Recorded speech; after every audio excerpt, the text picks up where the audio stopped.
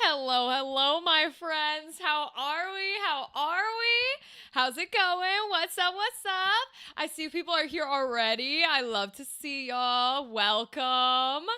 Hello, Ryven. Hi, Kimberly. Hello, Kerwin.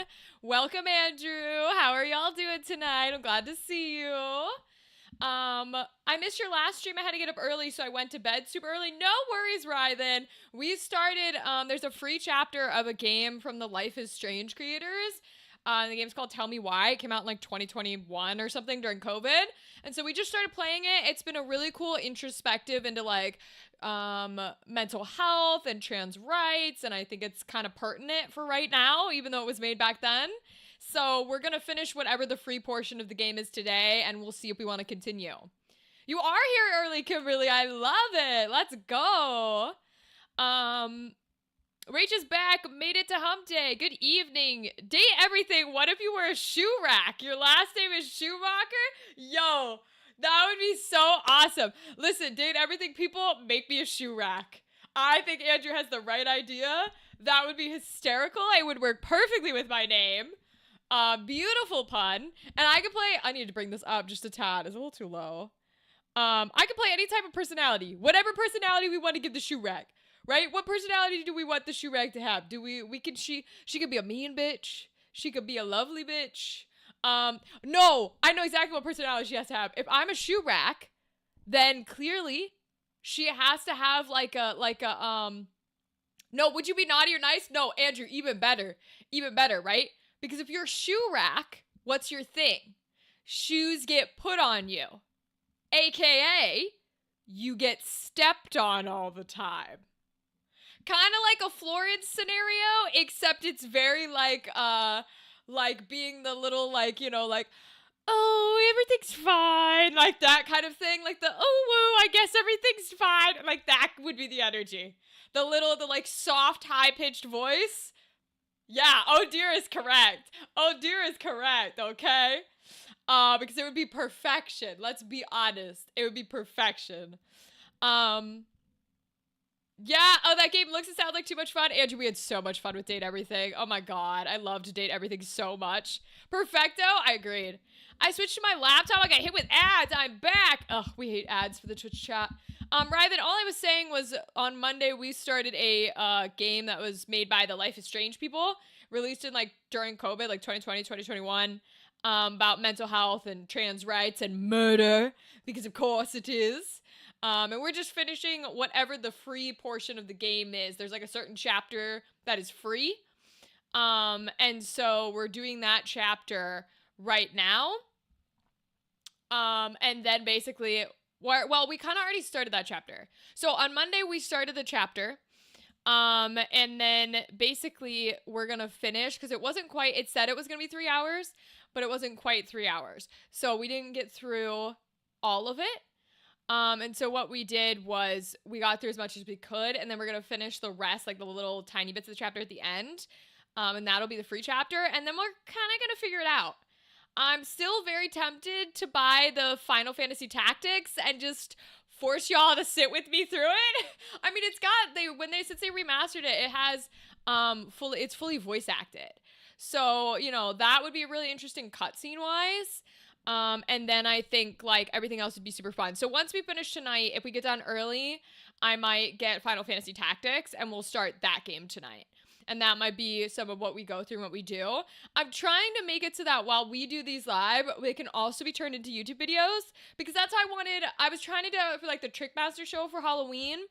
And I don't know if it's gonna work because I accidentally left, like, you guys know when I switch like the game screen and the video becomes like in the corner? I accidentally left that up during the Halloween stream. And so I like blocked somebody's face. And I was like, oh no! So I don't know if it's going to be able to be a YouTube video, but I'd love to make some of these games we play into YouTube videos. I think it'd be fun. Because like Dispatch, I'd love to do like the other route and make it a thing. But it didn't record the gameplay for whatever reason. I don't know. I'm not good at, technology. I can barely get Twitch to run, okay? So one of these days we'll figure it out. But the editor that we work with is fantastic, doing super well and all that jazz. So hopefully he can figure it out, but no worries if he can't. How have y'all been?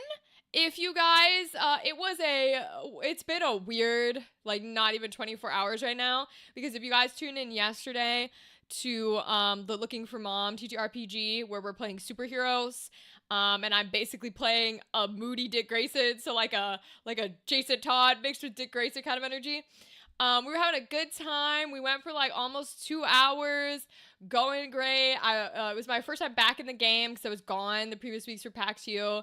And then I had to peace out in the middle of it because my cat decided he needed to go to MedVet at 10 p.m. at night. And so literally during the middle of it, I was like, I picked up my dice and I rolled and I was like, I have to go, and like peaced out. Because my cat decided he was gonna give us a heart attack and make us think he was dying. I love that little bitch, but damn that little bitch. So we were there until like 1 in the morning. We got home at like 1:40. He is currently okay, but he has to get like urine samples, which is very hard to get from a cat.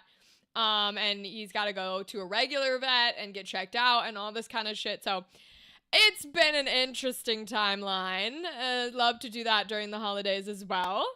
So that was fun last night. But it was just funny because it was caught in real time because we were just in the middle of the live stream. And I was like, all right, I'll have a story to tell on chat tomorrow.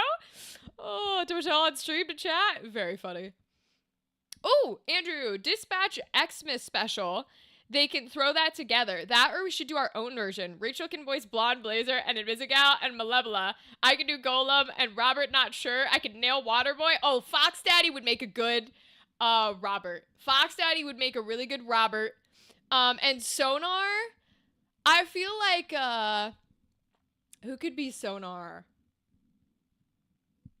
No, Coupe would have to be Gal, because Gal's got the attitude for Coupe, and Jack could be Gal too. TK could do Sonar.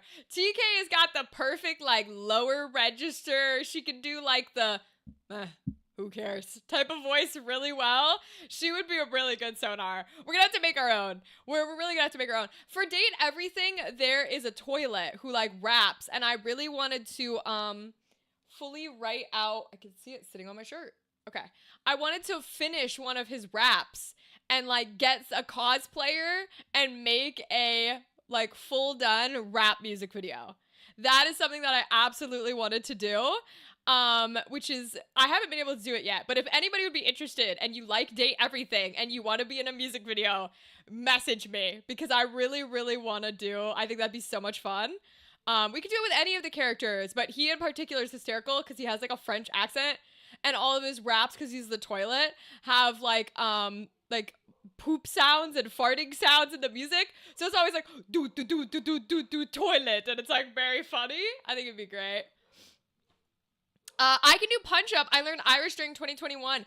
Actually, Andrew was so funny. Wait, that's perfect because if you guys remember, we had a lovely new YouTube chatter on Monday's stream who's literally Irish, because they were talking to us about being in Northern Ireland. Remember, Andrew? Because we did their time zones to figure out what time they were in. We could have that new chatter could be Punch Up. Fire. You made me think of it, talking about it. I totally forgot that Jack was Irish. I don't know why, I just forgot, but I did. I might be in the market for a voice actor in about a month or so, depending on my writing goes. Right, then hit me up. All day, every way. Every way? I mean, I guess every way. I will voice act in every way, okay? Listen. But it's not on the record. I've never done that. But no, for real, hit me up. I've got a network of people too. Different skill levels, so I would highly recommend anyone I send to you if you're looking for more than just me, to audition and not just take them, no offense to them, not just take them at their word. But I do have a network to where I'm like, I can send you a list of people that can audition for you 100%.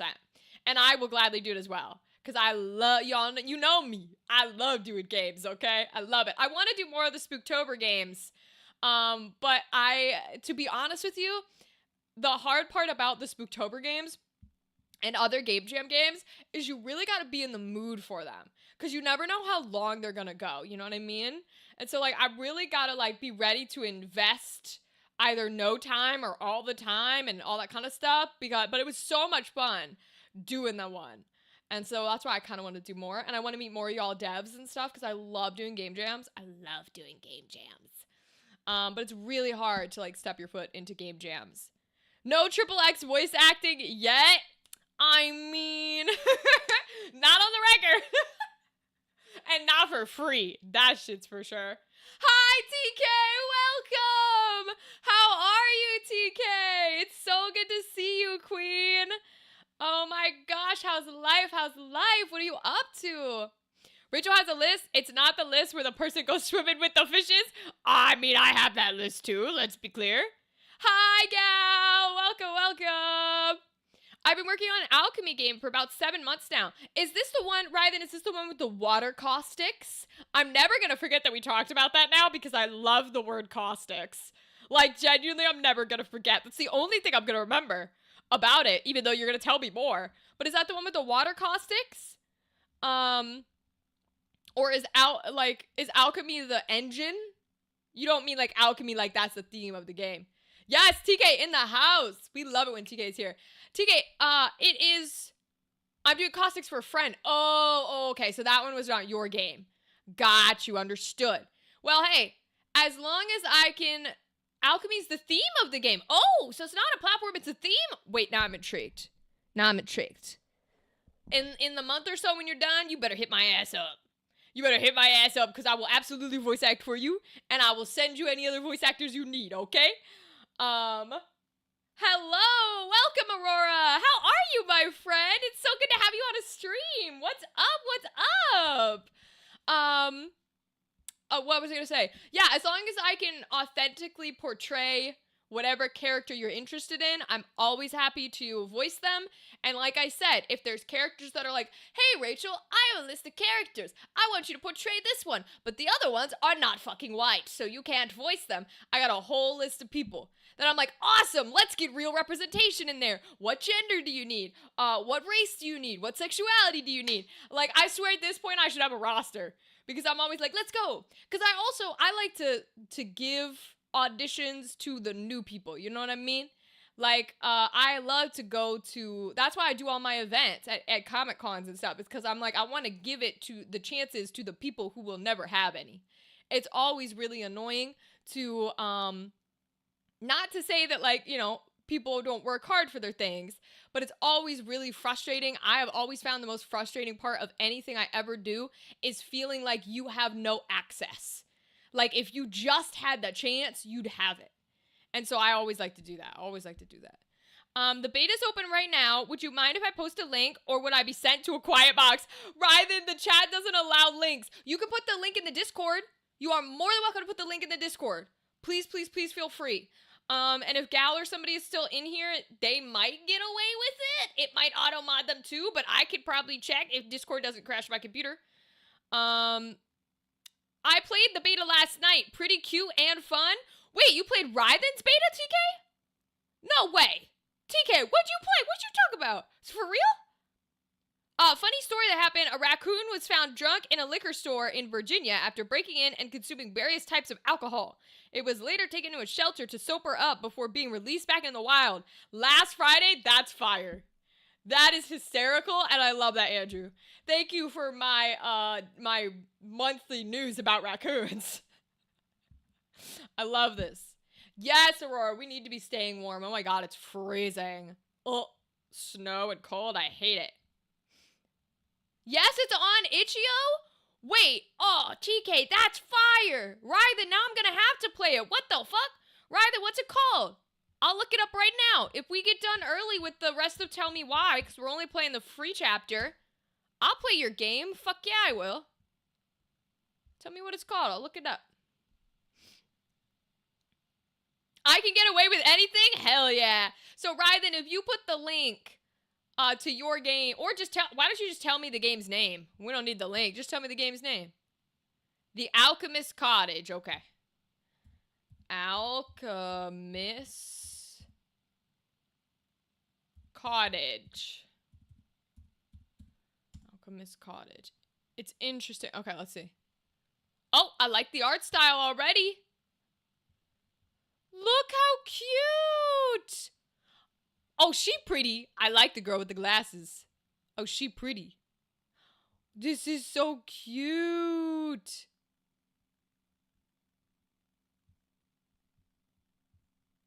Oh, yeah, Rythan. I can play this. Rythan, how long is it? The backgrounds are temporary. That's fair. That's fair. I like your little character art style, though.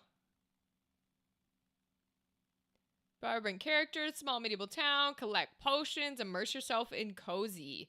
Character design, sprite art is my hero. Cute. Yeah, how long is it? I'll bust it out right now. If it's short, we'll just play it now. Fuck that shit. Here, let me... Hold on. Now doing it live on stream is gonna kill me because y'all know how bad I am at this. Alright, what if I switch this to... Oh, God. Tell me why. It should be less than an hour? Okay, hell yeah, we'll bust it out. If I can figure out how. That's gonna be the fun part. Add source. I haven't timed it yet. It's more of an RPG. Okay, okay. Add source. Window capture. Select the window. Okay, capture audio. Bring it down so we can see things like my face. Alright, and then I have to transform it. Okay. The audio is going to be a bit loud. Okay, good to know. Thank you. I already am going to have trouble. Edit. This is not 1920. It is 260 something. What's my display size? It's like 250 something. Shit. Okay. We'll crop it to a 1920. How about that? Okay. So we do that. And then that. And then I want to take off the top because I don't like showing my googliness.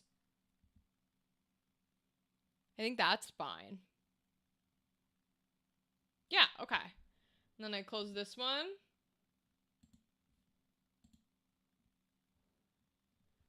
Any future events and games you have in mind going to next year? That's a great question, Aurora. So I'm not positive what I am allowed to say I already have a contract with. So here's what, oh, it just went straight to window. Okay, we'll pull it up in a second. So here's what I can say. I will say, if we attended a convention that you met us at in 2025 and you took our event, there is a high probability we might be attending that convention again. That's all I'm allowed to say at the moment. I think, yes, so that's what I'll say. If you attended one of the things we did on 2025, there's a high probability we will be back to the convention you attended. I don't think I'm allowed to say more, so I hope that's satisfying, Aurora. But if you come back, like, I don't know, or if you check back in, like, if you have the Instagram alerts up, I always post on Instagram when I'm allowed to say we're going to a con. So you'll know. 2026 Candela Obscura East Coast.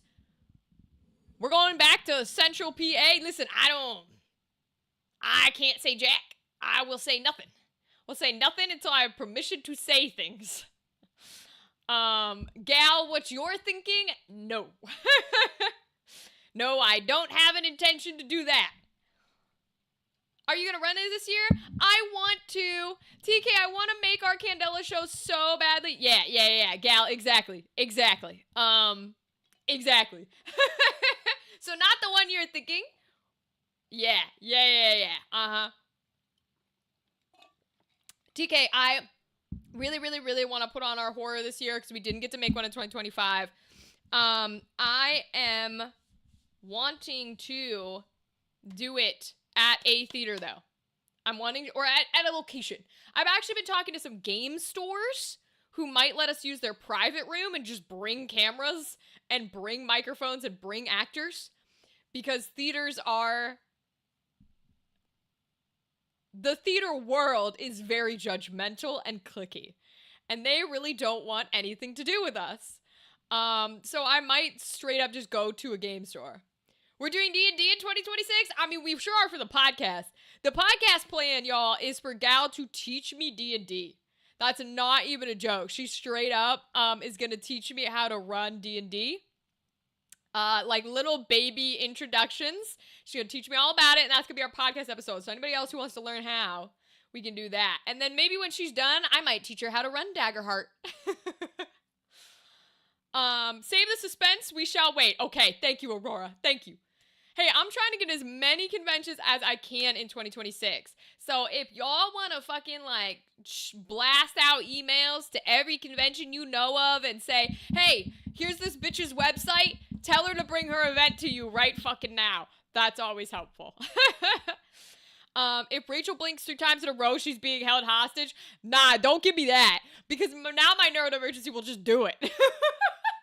That's the problem with those things, is now that you said it, my brain's just gonna do it, and I will not be being held hostage.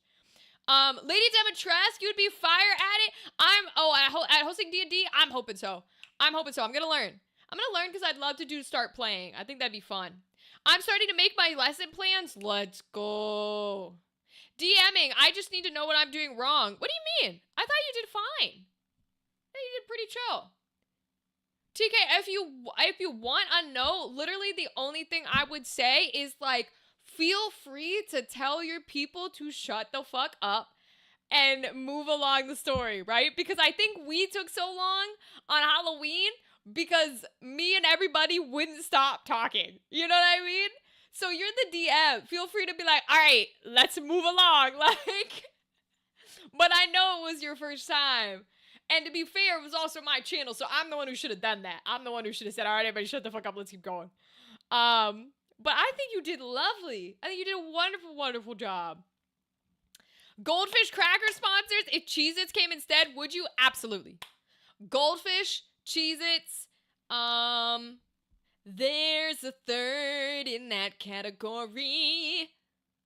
What is it?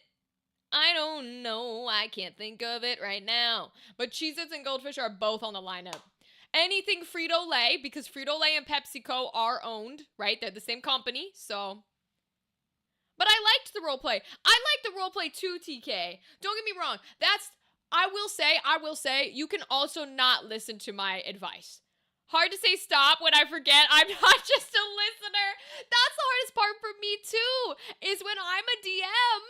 When my players start role-playing, all I'm doing is... Because it's really, really fun! I love it! That's the hardest part for me, which is why I'm saying it for you. It's because my games always run too long. Because I love watching them too! Like, I totally get it. Golden Grams is good. I like Golden Grams. I'm not a big teddy bear person. And I don't really do gummies in general. There was a period where we were doing Welch's gummy snacks, and they're fine, but they added a lot to my mucus, so I don't do gummies anymore. I love watching the chaos. Oh, yeah. Gal, you are a chaos DM. I already know. I don't have to have you as a DM to know.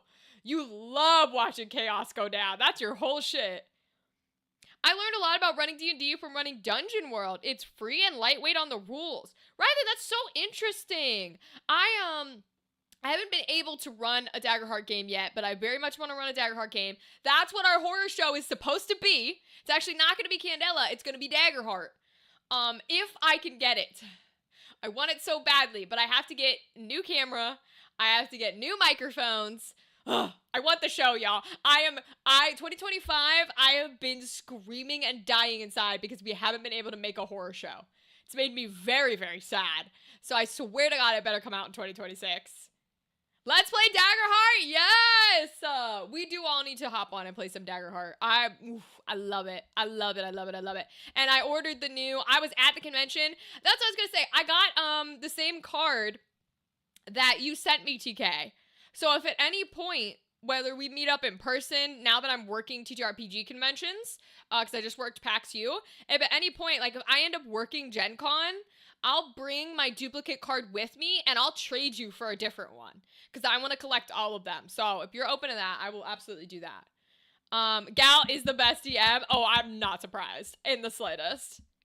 I've done nothing wrong. Did half my party die? Yes, but it was their fault. Yo, that's some Brennan Lee Mulligan energy. Gal, that's some Brennan Lee Mulligan energy to go, what are you talking about? It's their fault they died. People get long-winded during D. Wrap it up and critique is a thing. Yeah, it depends on what you're playing, right? Because if you're playing a personal game, go as long as you want, say whatever you want, do whatever you want. As long as everybody's having fun, it's totally chill. It's just that when I DM, right now for the majority, I run shows.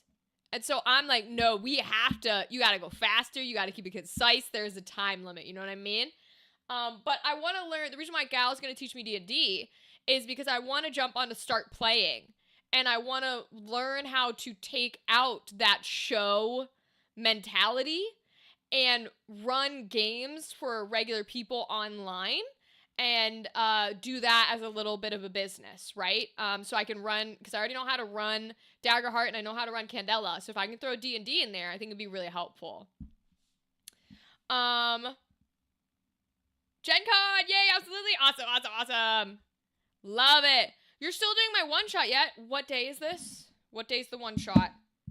Pretty sure I said yes, but we had a emergency last night, so everything has gone out the haywire. I don't know if I wrote it down. I win the lotto, Schumacher Studios, whatever state you and the one in Tennessee is in. Yes, I agree, I agree. Gal's got mulligan style? Hell yeah, hell yeah. Andrew, if we win the lottery, it wouldn't even be the meme where it's like there would be signs. We would literally buy a sign and start a studio and just make everything we've ever wanted to make, bro. The 15th or the 18th? So that's a Monday and a Thursday? Okay, let me open up our DMs. Hold on.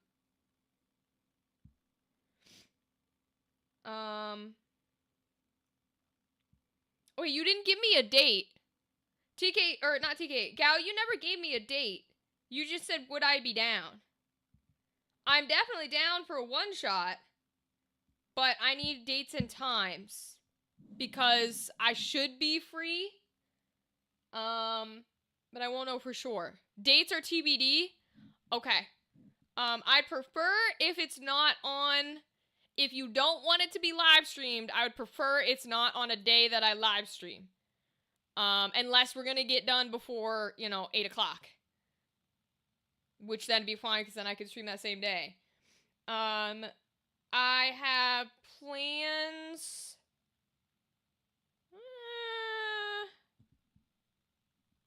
maybe I do, maybe I don't. I have plans for somebody, but the time has not been determined yet. So I can get back to you on that one. I hit 5K channel points? Hell yeah, Ryden. Let's go. 5K channel points king. I love it. Hell yeah. My philosophy is you can try anything, but I get to tell you the consequences. I love that. It's a good philosophy to have. Maybe I was thinking another one shot. I'm in 3 this month. No way, TK. Are you allowed to say what they are? What are they? What are they? What are they about? What's the theme? I'm so excited. Is it, are they all D&D? I'm still trying to figure players. I do plan to stream it. I was thinking the 12th or the 18th. Okay. Okay, so those are on days when I don't stream anyway, so they should be fine by me. The 18th is up in the air for me right now. The 12th I could probably do. 18th is a little wibbly wobbly. I'll let you know. Not ads, TK. TK's in mind? Let's go. I love it. Gal, do you wanna give a teaser? You wanna give a teaser on what it's gonna be about? You wanna give a little bit of a teaser? I would love a little bit of a teaser. For sure, I'm thinking of going Dragonborn Sorcerer. Ooh. I've never played a Sorcerer, and I know magic classes are powerful, but I'm assuming, Gal, would these be level 3?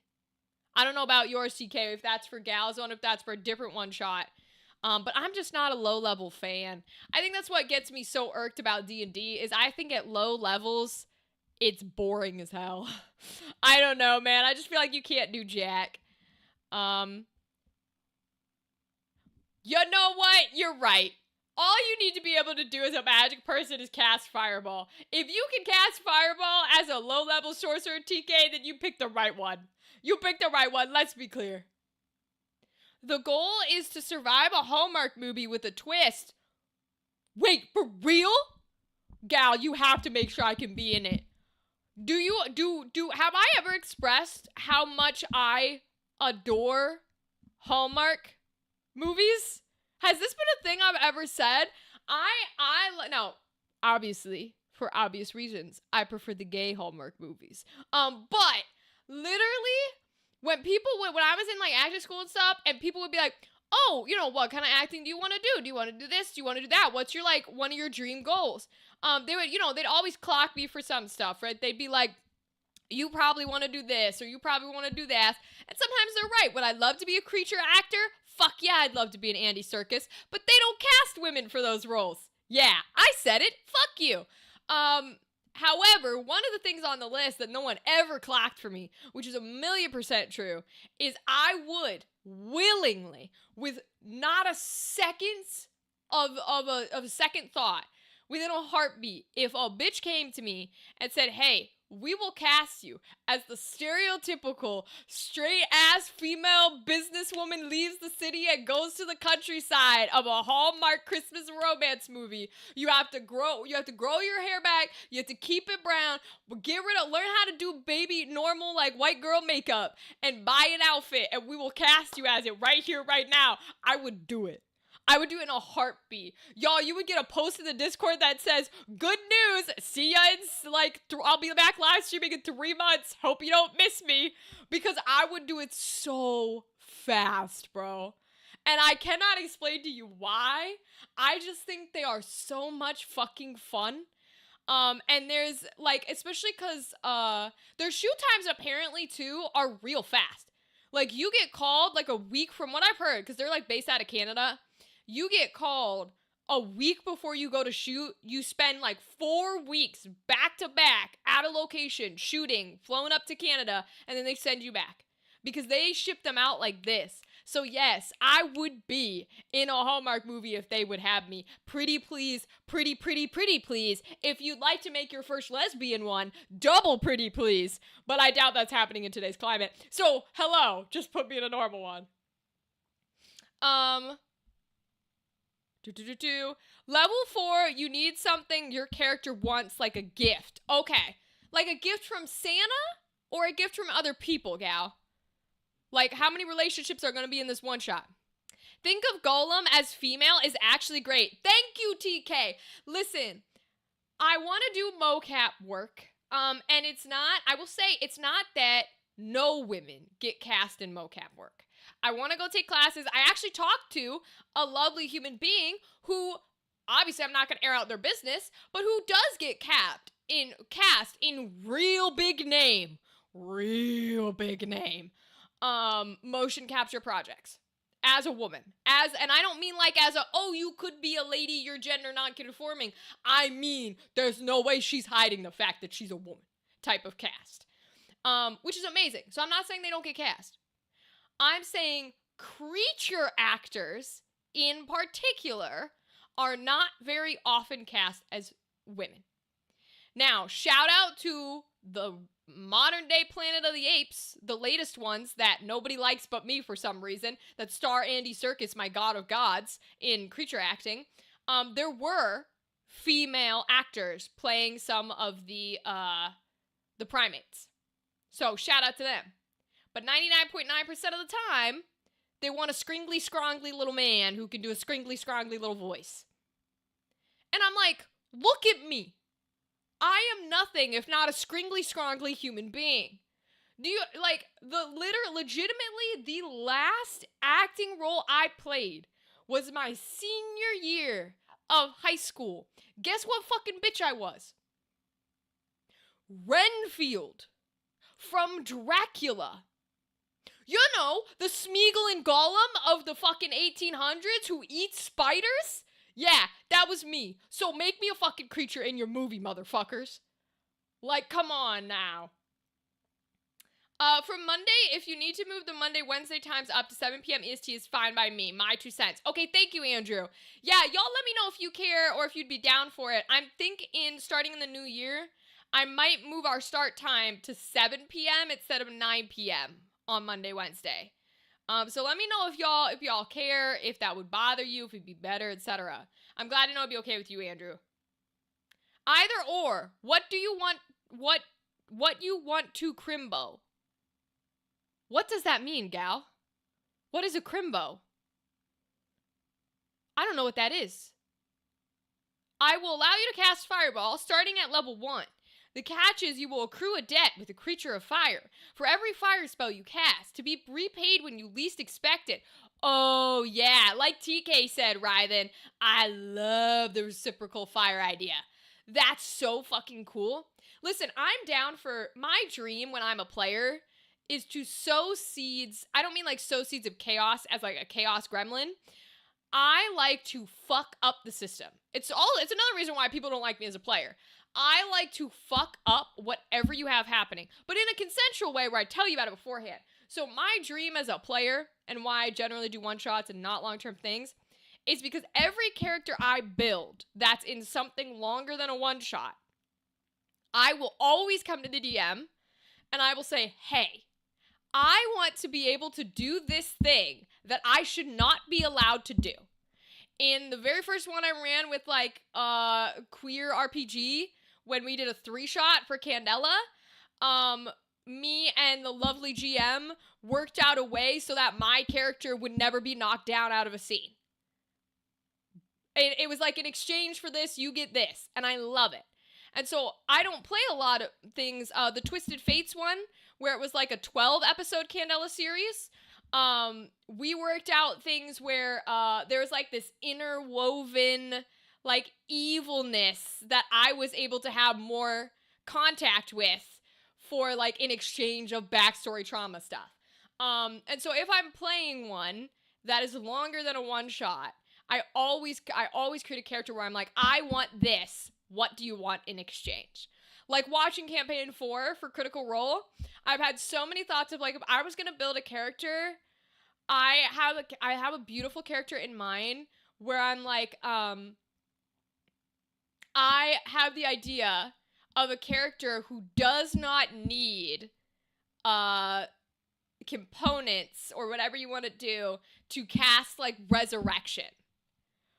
In exchange, right? There could be a thing where it's like, oh, well, in order to like resurrect someone, a piece of like my character has to now be tethered to anyone I resurrect. So I don't need the expensive diamonds. Hell, I don't even need to study and learn like a wizard would. I can just naturally do it. But what I don't know is that in exchange, the character doesn't know, is that in exchange, I can naturally do it because I'm giving a piece of my soul to tether theirs back to their body. And so the more people I resurrect, the more mine keeps getting split and split and split. And so, like, that's one of those things where, like, I have a character like that I would love to play, but I have to have a game master who's like, yeah, okay, fuck it. And then I gotta go to the players in case a player gets killed. And I have to say, hey, I can give you the ability to keep playing your character if you want it, but here's what you need to know if I revive your character. Because now we're stuck together. So it's I love doing things like that. I love it. But you gotta be careful who you do that with, you know? Hallmark movies, no Z's. Andrew, I love sweet little, oh, we're cutesy, we're adorable. I don't love all of them. Like I said, I'm more of a fan of the gay ones. And when I say Hallmark, I do mean anything in that style. Like, I love red, white, and royal blue. Can't wait for the next one, bro. It was adorable. It was cute. It was a Hallmark gay movie. Loved it. I'll teach you how I roll stats for the one shot. Please do. Please do. Because I know people roll stats and I tend to roll poorly, so we'll see. I usually just do standard array. Oh, what do you want for Christmas? You can't type. I default to level 4 for one shots because I typically have first time players and I don't want to overwhelm them. Okay, that makes sense. TK, you should tell Rachel about Saturday. What's up with Saturday? I want to know. Tell me. That makes sense. Yeah. I understand wanting to be a low level with new players. I'm just a weirdo.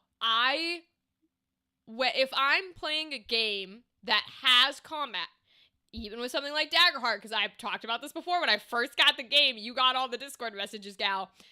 If it has the ability to be for a second, you're no longer a role-playing game, you are a strategy game, I will take advantage of that. And if I am a level that does not let me play with that, then it's hard for me to play, which is why even though I'm new to D&D, like playing the fighter in our one shot, I like the fighter mechanics. And even if I had picked the right weapons, okay, cool, I get these little powers. But the fact that I couldn't do I could only do 2 attacks once, I was like, that's boring as shit. That's the whole part of the fighter, is to keep attacking and attacking and attacking and attacking and attacking. And I can't do that until I'm like level 6 or level 7. That's boring. Why the fuck would I do that? So that's my thing, right? It's in a few of the Daggerheart classes too, where I'm like, if I was going to play a Daggerheart game, I straight up, as a player, would not play some of those classes in the lower levels. Because as far as I'm concerned, they're boring as shit, and they're not good for combat. But it's just the way I roll, right? Because if you're gonna give me the option to strategize, I want to be able to go ham. Like, I want to lay it out like it's a grid, like I'm playing Shogi. I want to do it like I'm playing Fire Emblem, or XCOM. And so if I can't do that, and you're telling me I still got to do combat, I'm a little, I don't know how I feel about that. I'm getting messages. Okay. This Saturday, we play D&D as spirits searching for your backstory. Wait, tell me more about this. What the fuck is that? Tell me more about this plot right now. Let's go. Come on. That sounds cool as shit. The Noosed campaign. Oh, you're telling me about it. Okay, cool. All the party are ghosts, and the other party members have decided each other's backstory. Ooh.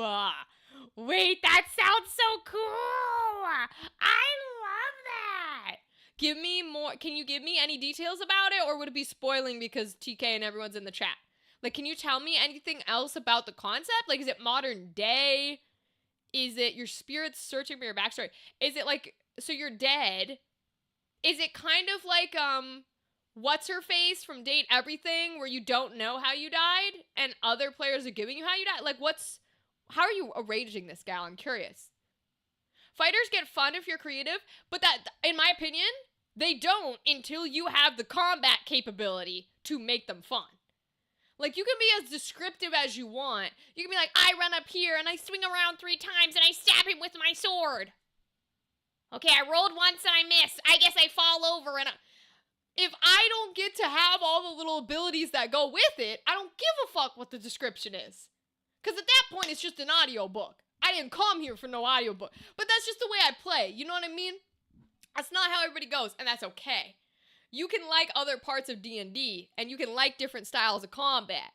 I'm just a bitch where if you're gonna throw me into a combat, you better let me show my shit. Y'all want to show off.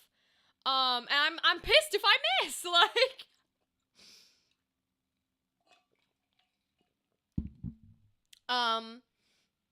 that's kind of, I haven't done Daggerheart combat yet. I'm a little intrigued by it.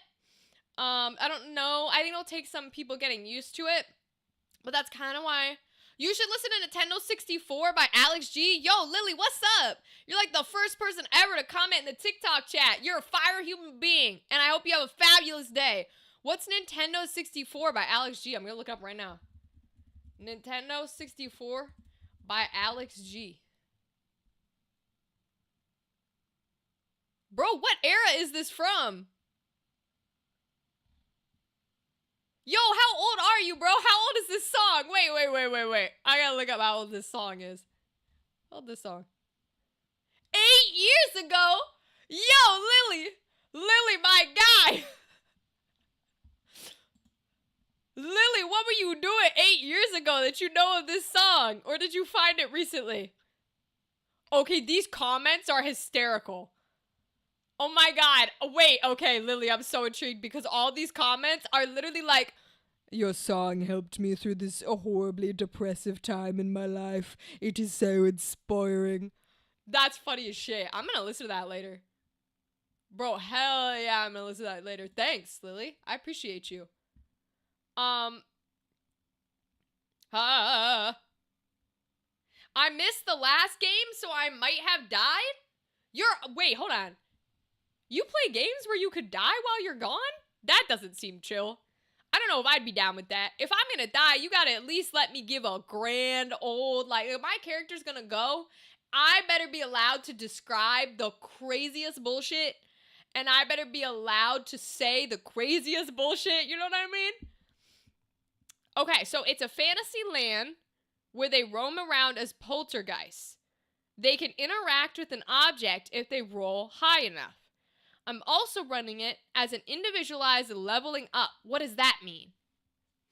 I've never heard that before, gal. You'll have to tell me what an individualized leveling up is. What does that mean? When a party member finds something about themselves, they level up, not the party. Oh, so kind of like, how people do experience leveling up in D&D? Because don't some people genuinely do it like a video game? Where depending on how much you did during the fight, you get a certain amount of experience, and then once you get a certain amount of experience, you level up instead of the whole party leveling. So kind of like that, except you're doing it through a roleplay way instead of like experience way. Yeah, basically. Okay. Interesting. Wait, that's kind of cool. That's actually really cool. I played a beta for a game of a friend in the TTRPG space once, and then I never played any more betas because people don't like me. But I played a beta for a game once, and I won't spoil the whole thing because I don't know if they ever released it or if they're still working on whatever. But it was a very similar concept. And I played a little dude because we were like in a mall. And we all like died in a mall. And I was like, I died as like an elf to the Santas that show up in the mall. But then I because you guys know how I am, I'm a little loser. I'm a little freak. And so I threw a wrench in the plans to where my thing was I believed that I literally was an elf for Santa. And I died. And so the little beta playtest became like, are you an elf? Or is part of you, remembering how you died and actually, getting closure, learning that you are a human, right? Is the delusion keeping you here on Earth? So that was really fun. I loved that. That was fun. So far, we found a little bit about one character. Started a turf war, and have had one flashback. Ooh. Flashbacks are fun because they lose their ghostly powers while in the flashback.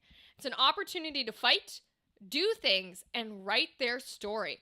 Yeah, that would be so cool. If you're playing, like, future characters and you're going back to do flashbacks, that's really fun because you, like, whatever you do becomes the truth.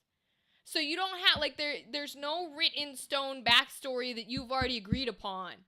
It's like whatever you choose to do right now, whatever the dice say, becomes your truth when we go back to present day time. I love that. That's really cool, gal. Allie made the HOA Karen and Kevin fight. Okay, I don't even need more context. That's funny as shit. A Karen and a Kevin HOA heads fighting? I love this. What? That's so funny. Also, I love that the guy equivalent of the Karen is a Kevin. I guess it could be a Kevin. I could see that happening. But this is intriguing. I like this. I'm really excited now. You guys have to let me know how it goes on Saturday. And keep me posted with dates and times.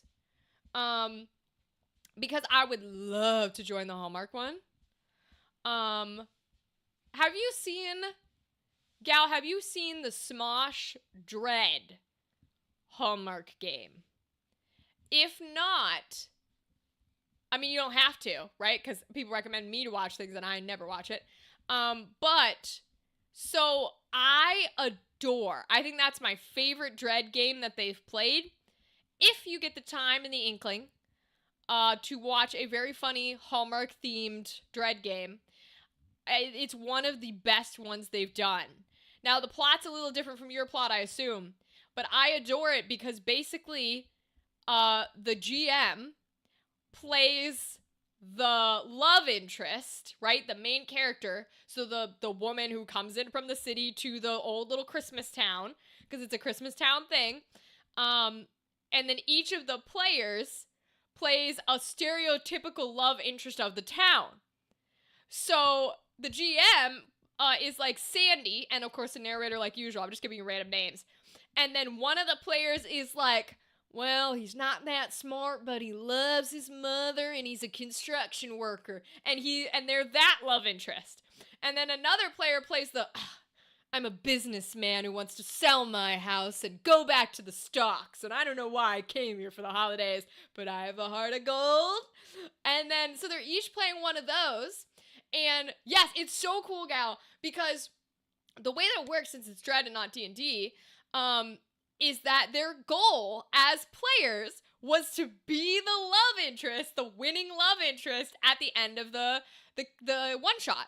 Now, there was a whole interwoven evil Santa plot happening as well, because there had to be opportunities for them to die, because that's the point of Dread. But they would kind of like win, or the goal was to end up being the love interest, and you would rack up like smooth points or whatever you want to call it, the more stereotypical interactions you had with like Sandy. So if they'd each get an interaction where it's like Sandy goes to, she see her show up at like her grandma's, and her grandma needs the windows fixed, and so she has a little conversation or whatever, and she's going out to such and such place. Can you describe your character? And then he describes his character, and then the GM will role play like Sandy is like, oh, I really need some help, like fixing up my grandma's windows or whatever. And if the player can successfully have stereotypical interaction, and I loved it because the construction guy was like, he's like, as she comes up, I'm on a ladder and I'm just hammering something in.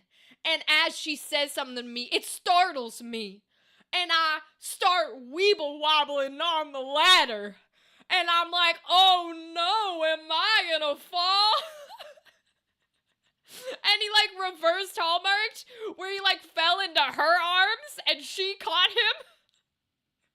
And he got like super good points because it was like a stereotypical meet cute. And so it's so good. It's so good, dude. I love it. I'm thinking December 12th at 5. Okay. I should be able to do that. I'm gonna put a note in my thing right now. 5 p.m. You said you do want it live. Gal one shot. It typed one shit. I mean, fair enough. Okay, I'm putting it in right now so that I don't forget, and we will touch base later. Okay. My thought process for the one shot is Hallmark goes wrong and you have to save Christmas. But what's this? The BBEG hates the holidays. Time to fill them with Christmas cheer, whether they like it or not. Ooh, that's so cute. So it's kind of like a Grinch.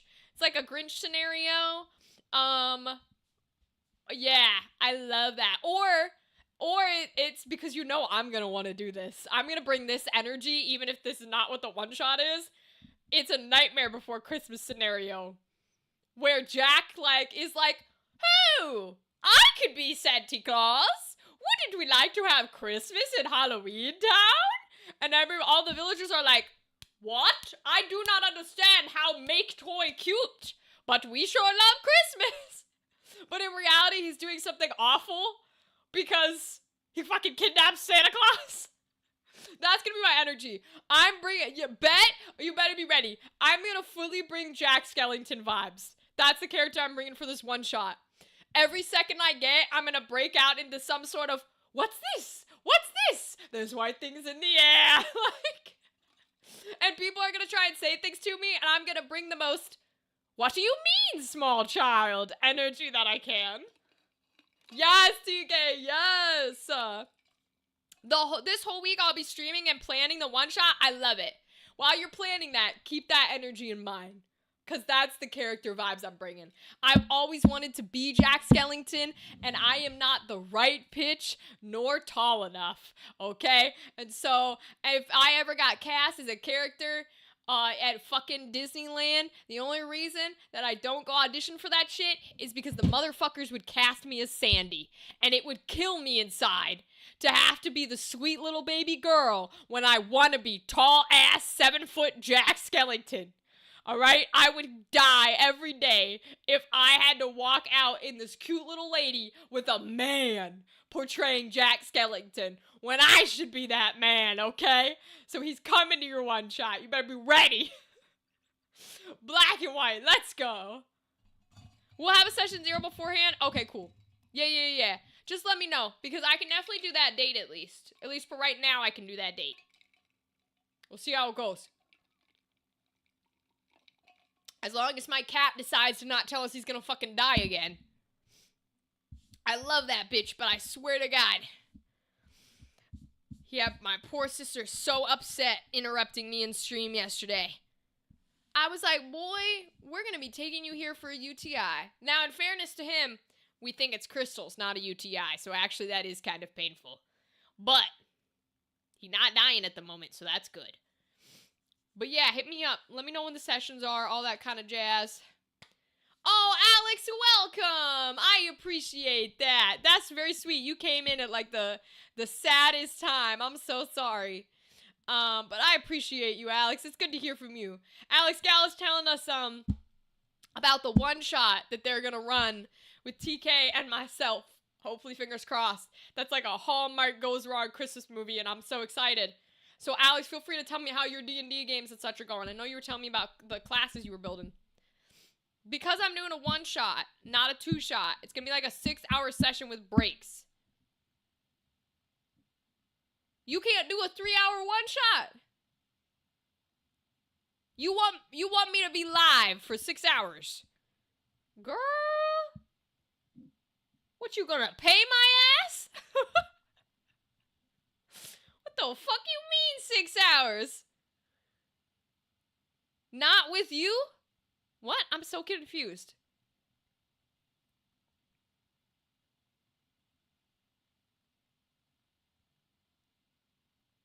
Time flies when you're role-playing? Time might fly. But, 6 hours is still 6 hours, bitch. That's gonna go to like 11 p.m. When am I supposed to eat dinner?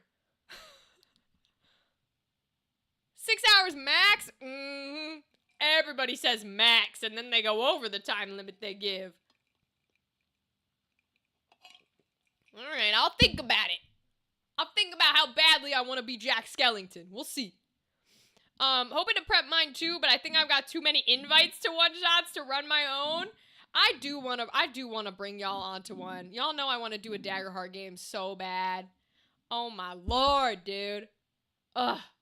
I'm so like, but I just feel like I wouldn't be good online. I really genuinely feel like I would not be good at running games online. That's why I'm having Gal teach me D&D, because I just don't know. I feel like I'm not as good if I'm not in person. Like, if I'm a player, it's a little easier, but I feel like as a GM, because I don't know how to use all the tools. I don't know, like, pulling up websites and stuff, and I don't have digital versions of any of the books to share with people. I don't know. I just feel like I wouldn't be as good. Not really my vibe. Add what? Oh, you're getting ads? That sucks. That sucks balls if you're getting ads. My Twitch people get ads. It's okay. It only gives me a few pennies to the dollar. The thing about these lessons is that we're completely different people, so DMing will be different. That's true.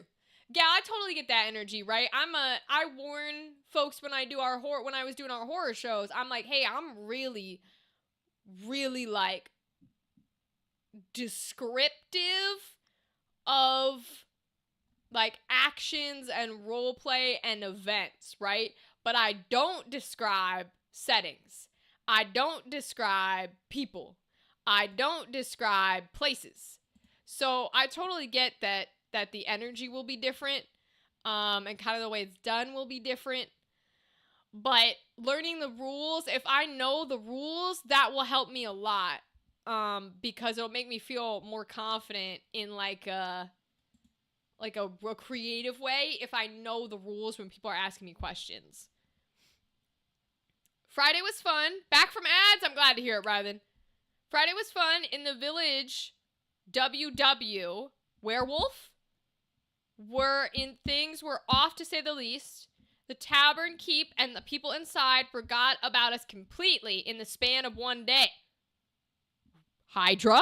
What is it? A reverse Hydra that steals your memories or some shit?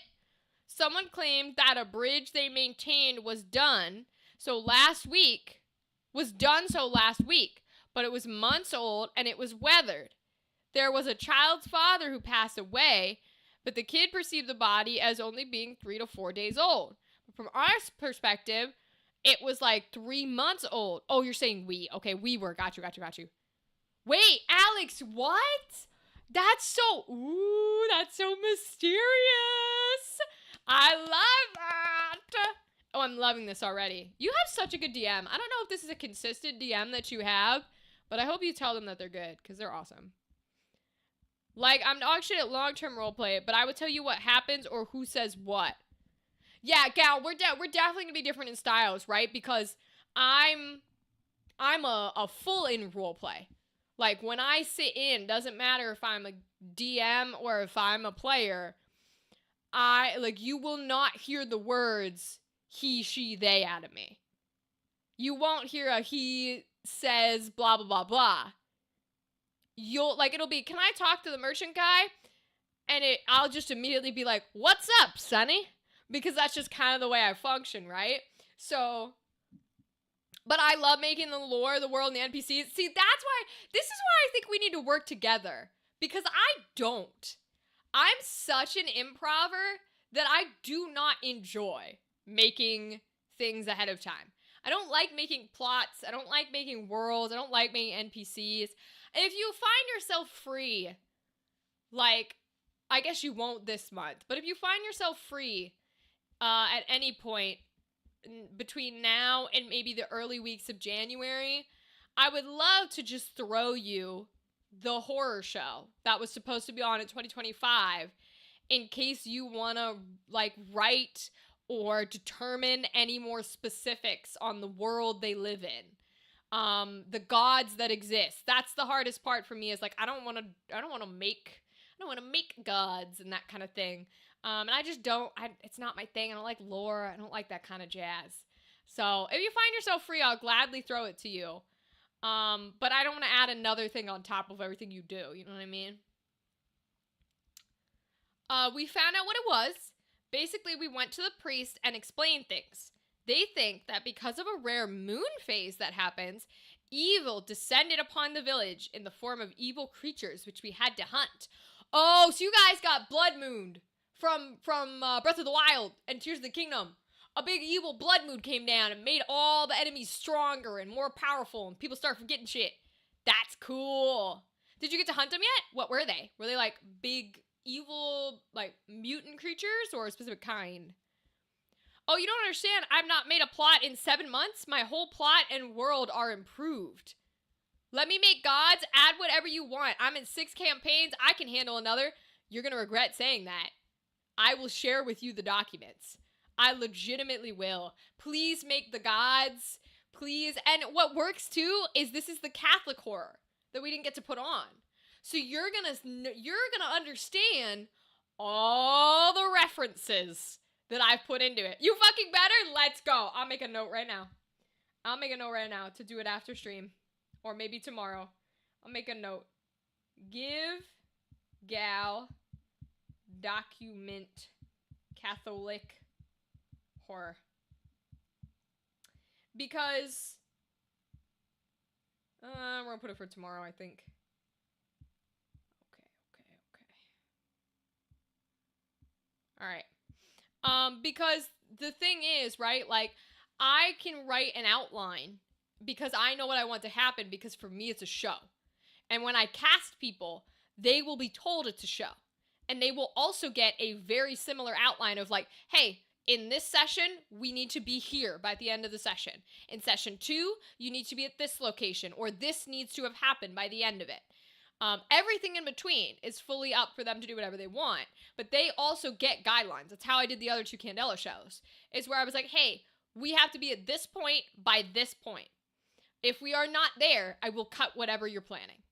Whatever you ask me to do, I will cut it.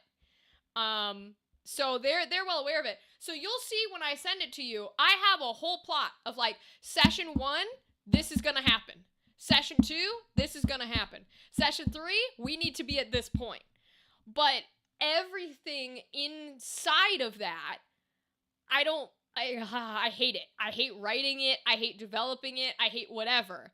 So it's been purely improv. And the only thing that I would be specific about keeping that way is the characters, right? Like, I don't want a sheet of, it's so funny.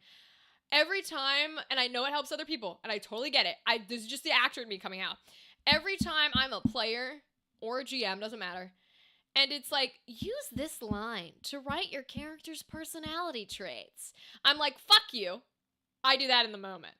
Or I know that intrinsically. I'm not writing a paragraph on their backstory and how they feel and what fucking their favorite flavor of ice cream is. I hate that shit. Because that shit is irrelevant to the core of how I act. And so the only thing I will probably be like, hey, don't bother with this, is like the NPCs. Because you'll see, oh, thank you. I was about to do it, thank you. You'll see a list of NPCs. And I'll probably tell you, if you want to change their stats, if you want to change their abilities, if you want to make them more functional for combat, or give them cool shit in that way, you're more than welcome to. But you will not find any description on them whatsoever, because I know who they are. And I don't write it down. Fun fact, after we stayed in the village too long, we had to roll a wisdom save. Otherwise, we lost the past 30 minutes of memories. Alex, did any of you fail your save? Did any of you fail your save and lose your memory? And what happened? What happened because of it? I want to know. Oh, I don't do that. I ask the party, what are we going to do, and go from there. If they don't know, then I give a suggestion, and they ignore it and do whatever they want. Gal, I love that. That's so funny. That's so funny. See, that works, though. It works when you're not... It's the part of the reason I want you to teach me stuff. Because that works when you're not DMing a show. There's no problem with doing it that way, and sometimes that's the better way to do it when you don't have a constricted timeline of a certain amount of days you paid to be in this room, and you paid for your actors, you know what I mean? So I want to learn how to do it that way, because I know how to do the show way. I'm very confident in my abilities of show, but I will send you the document, because I would love for you to go through and create some gods. I would love for you to go through and have somebody who understands the Catholic and Catholicism references that I have going on, and to vibe off of them. Because there's a couple of things where I'm like I was trying to figure out, you know, on whether or not I was going to make the main king a lion. Because lions are so heavily used in Catholic, you know, religious, like, themes. But there aren't a lot of animals that are, I don't want to say bad or evil. There aren't a lot of animals that are seen as negative in Catholic history. The lion can be, but it can also be seen as good. And the snake can be, but those are like the only two. And I'm like, I have like 4 villains. So that means that I'm going to have to either just pick and choose random animals that are not associated, or I'm going to have to go down a different pathway. And so I'd love to have somebody in there who can be like, maybe not this way, but they do this in the Bible, and we could like do that kind of thing, because that would be awesome. Snakes, lions, crows, and ravens, and rats and rodents. That's the thing, right? So are crows and ravens negative in the Bible? Because I don't know that they get brought up that much. I know, like, so there's a pestilence thing. I have a whole bug thing happening because we're dealing with the plagues and that kind of stuff. Kinda, yeah, that's the issue. Is like, there aren't a lot of animals in there, so I think we're just gonna have to pick and choose whatever sounds cool and throw that part away. The same person forgot. Oh, in your game, Alex, the same person kept forgetting constantly. Funnily enough, the barbarian. Okay, that's actually kind of hysterical. If everybody is passing their wisdom saves except for one person who's just like, what are you guys talking about? That's so funny. Scavengers have a negative connotation. You know exactly what I mean, Miss Sophia. TK's causing trouble in the home games. I love it. In 99% of culture, crows and ravens are death omens, which could be seen as negative. That's a good point, Alex. I suppose in a lot of sort of history and stuff, they are seen in a more negative light. So it wouldn't be too far of a stretch. It's just, like, when it's eventually created, and when you read it, gal, so much of it is twisted inside of literature and history and math that I hesitate to make choices that don't mean anything, because I'm worried that so much of it means something, that if I make choices that don't mean anything, then it might lose its effect. But maybe I'm just being too, that might be too critical of like my own work, you know what I mean? Bugs and roaches, yes, we have a whole pestilence character, because the plot is that they're fighting the 4 horsemen. So one of the horsemen with pestilence is there, and since we're gonna, now the combat thing might be a little hard because we're gonna be in Daggerheart, but what the guy who is the pestilence horseman is like a fairy insect character. That's how I've built him, is to be a fairy. He's like an insectoid. It's very cool. I like him. I'd prefer to duo the villains together to leave a free spot for a different villain. Ooh, interesting. Interesting, Alex. Tell me more about that. Speak to that more. To be fair, Saphira just says yes to the chaos, buddy. Hey, you can be an enabler. Then nothing's your fault, alright? All you do is say yes and watch the chaos unfold. I love it. That's the fun part. Having an inspiration for your campaign doesn't mean you have to follow all the laws of that. That's a good point. Yeah. That's a good point, gal. Maybe I need to see it more that way. I think maybe I need to be a little less, like, strict on that rule of, like, everything needs to mean something. If you wanted a dove god who's evil, that would put a twist on the god who's seen as good. Ooh. Yeah, because doves are a real peace omen, aren't they? Ooh, I like that idea. Wait, I like that a lot. There's a specific character who's like the twist villain that might work really well with that. Make it the god of war? I was playing with that. I was playing with making the king, who's the god of war, either a lion or a bird. I want to keep him as a lion strictly for selfish reasons, and I guess I'm breaking my own code. You know what? Fuck the code. We can do whatever we want. We can do whatever we want. You're right, gal. We can do whatever we want. It doesn't have to mean jack shit. Because I want to keep him as a lion strictly because, like, since I'm an actor and a role player and I love creature acting, every time I think about role playing him, I love the idea of getting to do, like, the type of energy with, like, the cat and the lion. And, like, when he's talking, I have this idea of him being very, like, this is my kingdom. Like that kind of a thing. He's got his teeth all out. So he has to be a lion because it's just, it eats me up inside. Listen, am I affected by Travis Willingham choosing to play a lion man in campaign 4? Maybe a little bit. Okay, he said I'm coming for your fetish and your fetish specifically. Thank you very much. I love it. Do what you want. I don't give a fuck. Your word, your rules. That's fair. That's fair. I like the bird idea, though. I have an idea for who could be the dove. I like that idea a lot. And I was kind of playing with making her a bird. I'm going to be really intrigued because I think you'll like the plot twist. Basically, it's Macbeth, but Catholic.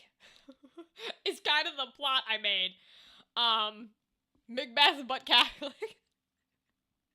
Which are my two favorite things. I was gonna say my two favorite things because I love Shakespeare, but that's not, no. The second one doesn't work there. Two well-known things, I guess? Two parts of me, maybe is a better way of saying it. Oh, I'm so excited for you to give me all your shit about it now. I'd love someone who does lore to look at it before I run it. Okay, if two animal-themed characters mean the same concept or omen, pair them. Don't make them the same, though. Make them different with how they approach. One could be proactive and cause the death they worship, but have the other using their plan with the already dead. Maybe you have different morals to using the dead, too. Ooh, Alex! Like how the twin trope, where it's like they're the same, but also opposites. You know, like under the same umbrella, but completely different in the ways that they view it, in the ways that they function. I really like that. That's a very cool idea. It's a very cool idea. I'm going to keep that in mind because I like that concept a lot because it really pins them like back to back. And there's the second god, first? The second god they fight, because they do have to fight them in order, because this one is way more planned than anything else. The second god they fight is the god that, if they choose, because I am giving them this choice, the second god they fight, if they choose to let them speak and actually listen to what they have to say, that's the god that essentially goes, hi, you've been lied to. And you are the bad guys. Now, they can choose whether or not they believe him. But that's the one that starts revealing that's not the story. That's not the truth. Why don't, when you get back home, why don't you go check the basement of that castle your little lion lives in? Right? And that's the second god they fight. And they're allowed to keep that one alive. They're allowed to kill that one. They're allowed to do whatever they want with it. But the information's coming out. And then the third god is because the first one's just evil. Because I want them to still think they're the right people. Basically, there's a big plot twist where they're like, haha, you're the villains the whole time. So the first god, they need to still think they're the good guys. Because the first guy they fight is just straight up horrid. Absolutely awful. I hate this dude. Horrid. The second one is like, plot twist. You're being lied to, you're the bad guys. Peace. They can kill him if they want to kill him. They can believe him if they want to believe him. And then the third god comes on them involuntarily. And that's the emotional hook. That's the fuck the world, fuck whether you're the good guy or the bad guy. Who are you? What do you believe? What are you doing with the information? Does it change you? That's the emotional hook where it goes from the outside to the inside. And then the very last god is they come back to the king, the god of war. And I mean, they're gonna fight him. Because if they try to insinuate for a second that he's the bad guy, this bitch is gonna slaughter their ass. He's gonna be like, you dare talk to me that way? And then he's gonna beat their asses and they're gonna kill him. But then, plot twist, you guys we talked about this last year, not too much has changed. The big plot twist is the god of war was not the villain. He was also being lied to. He was also being manipulated. And the actual villain, because they will have then killed all 4 gods, all 4 horsemen of the apocalypse, which means they have started the apocalypse because they killed them all. Even though they thought that War was the evil one. Once they kill him and they're like, oh god, you remember this? Yes, exactly. Once they kill him, the plot twist is that it was Lady Macbeth the whole time. And she's like, oh, thank you for starting the end of the world for me. I'm actually the evil one. Like, so I think it'd be cool if she was like the dove or something, because that would be hell of a symbolism. That's a really good idea. To where it's like, look, her animal is the peaceful, lovely one from the oh, she evil. Yes. So I would love for you to throw your shit into it, gal. Give me as much lore as you can. If you can develop what she believes in, because that's what I was struggling with, is she herself believes in some sort of religious, ethereal being. I don't bet. Okay, good. Because this is what I was struggling with, is I don't, in my head, send it to me after stream, fire. I love you. Because the way I view it, this concept, this story, is what starts essentially the gods being made, right? Because if they defeat the queen, which I expect them to, they will save the planet. But they've still killed 4 horsemen and have now created, by killing them, the god of famine, the god of war, the god. So it's supposed to be the origin story for these gods. So I don't want there to be gods that already exist necessarily. But that said, the queen has to believe in some sort of higher power calling her to do this. That's what I was struggling with, was her whole motivation is the idea of like the religious extremist who is like, oh, the people on this, I have lived for centuries, and the people on this world are sinful and disgusting and hateful, and they'll never learn, and they'll never be good people. So the only way to rebirth the planet to be pure and lovely is to destroy it and start again. That's her whole mindset. My issue is she can't have a god giving her that mindset. I need something else that makes her, and I guess it could just be her, but it's so tied into like Catholic idealism and, you know, prophecy, that I'm like, how do I not have a god start it? Because there aren't any yet. They don't exist. She could believe, sorry, I also skipped your bird comment. Let me read your bird comment. I'm sorry. Kleptomania of a magpie. I love it. I love bird gods because different birds have different personalities. You have elegance from an owl, scruffy from a vulture. Scruffy from a vulture is so good. Hardness or trauma from a bird of prey like a hawk. Innocence from a tit. Heh. Stupidity from a pigeon. And can you tell I love birds? Listen, gal, I want to play a bird. If I ever get on Critical Role, I want to play an Aarakocra. Aarakocra? I like to say cockra. I want to play one of them because I love it. So I agree with you. She could believe in an evil entity who calls themselves the creator, and she thinks that she's this powerful, I'm helping the creator. This is the struggle that I have, because I don't know how to get across. Okay.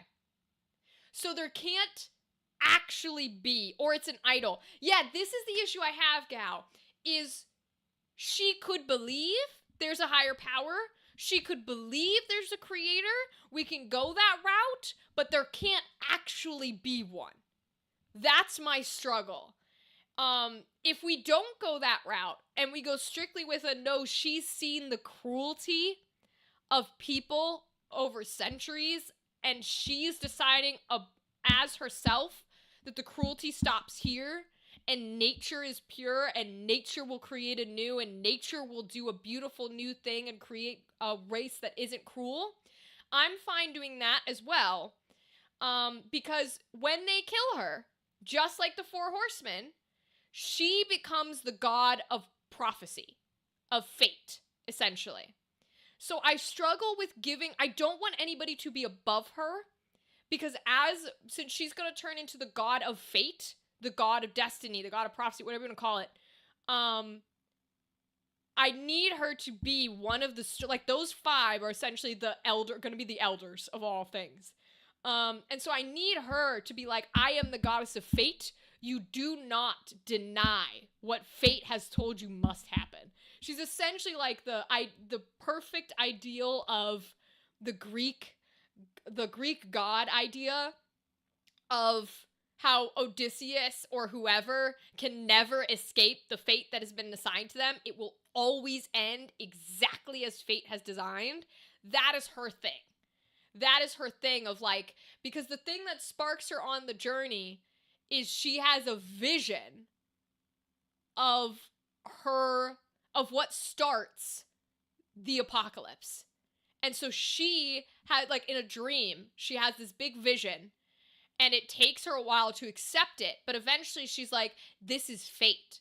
This is fate telling me I must be the person to start the apocalypse of the world. And that kind of spirals, if that makes sense.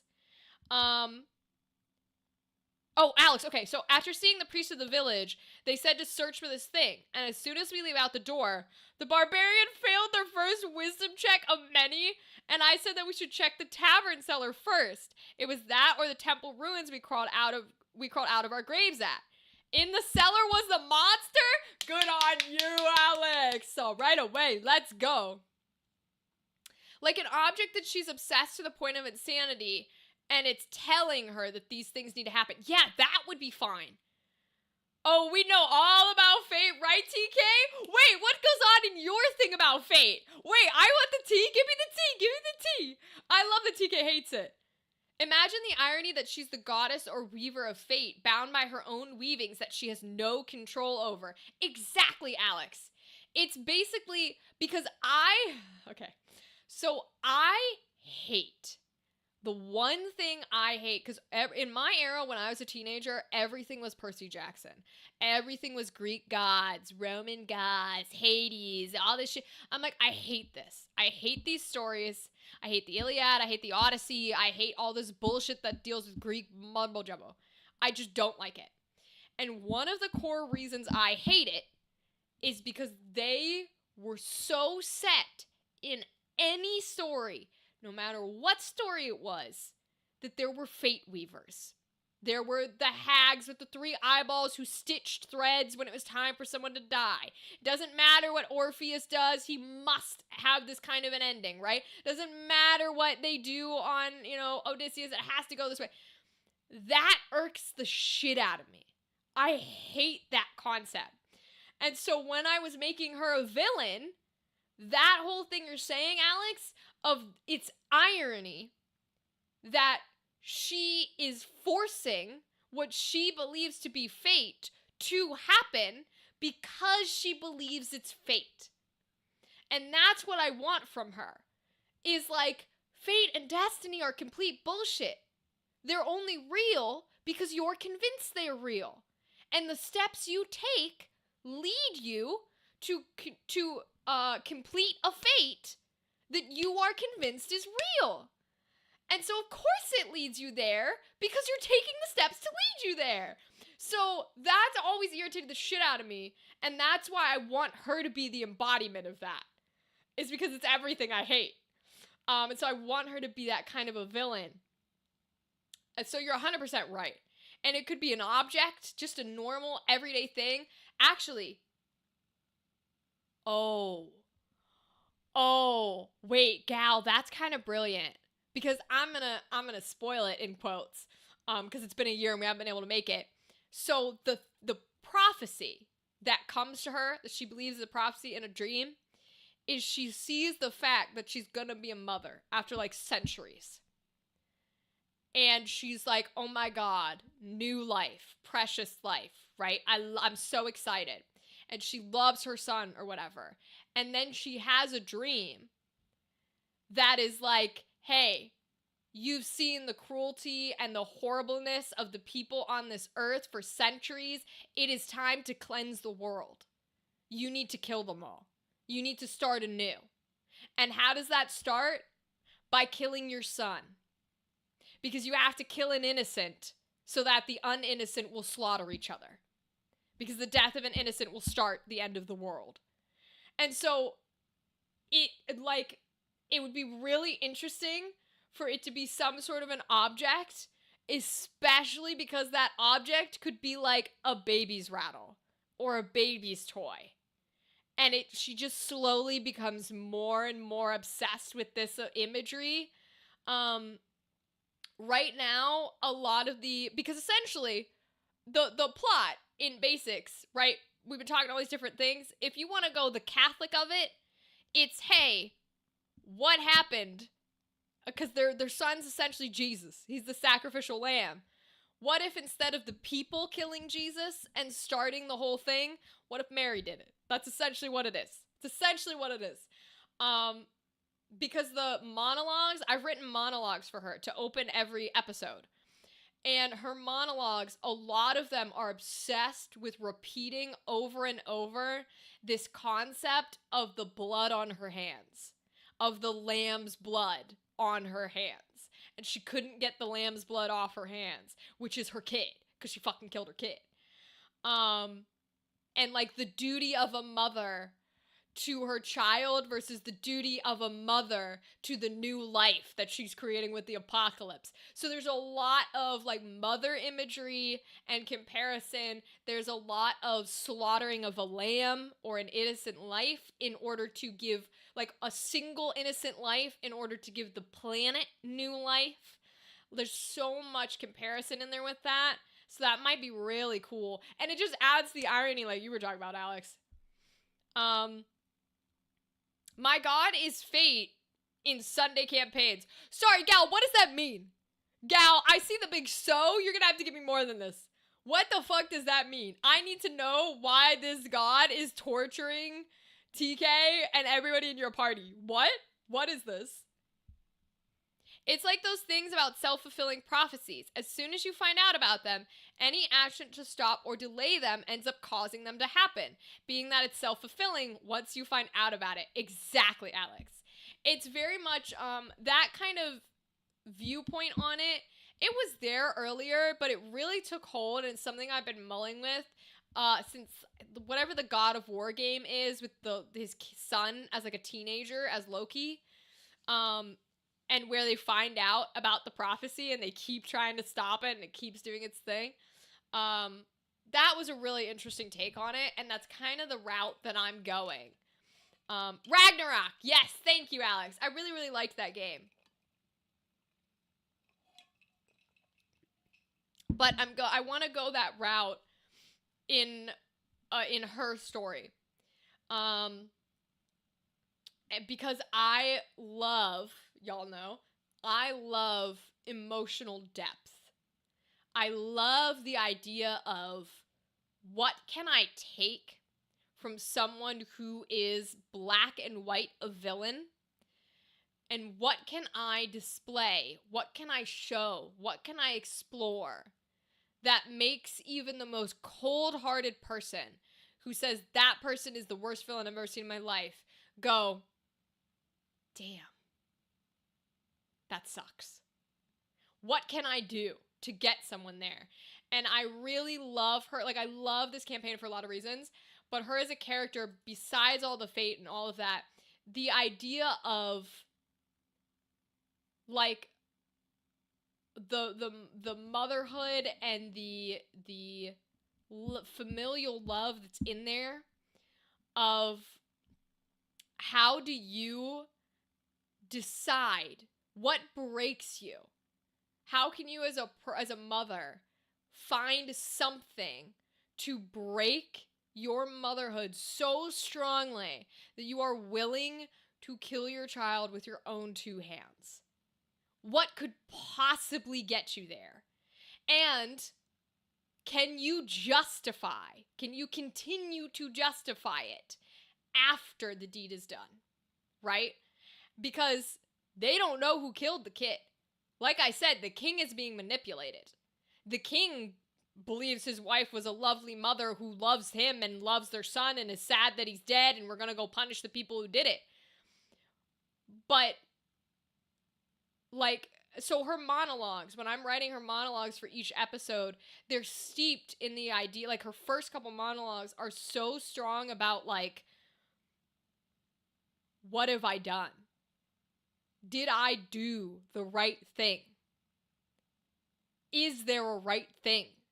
Are the millions of strangers on this planet worth my son? And should they be? That's a really interesting concept to me. Of, like, in so many stories, a hero does the right thing by choosing the greater good. Who are we to say that's the right thing? Why? Because we're a part of the greater good and we want to be saved?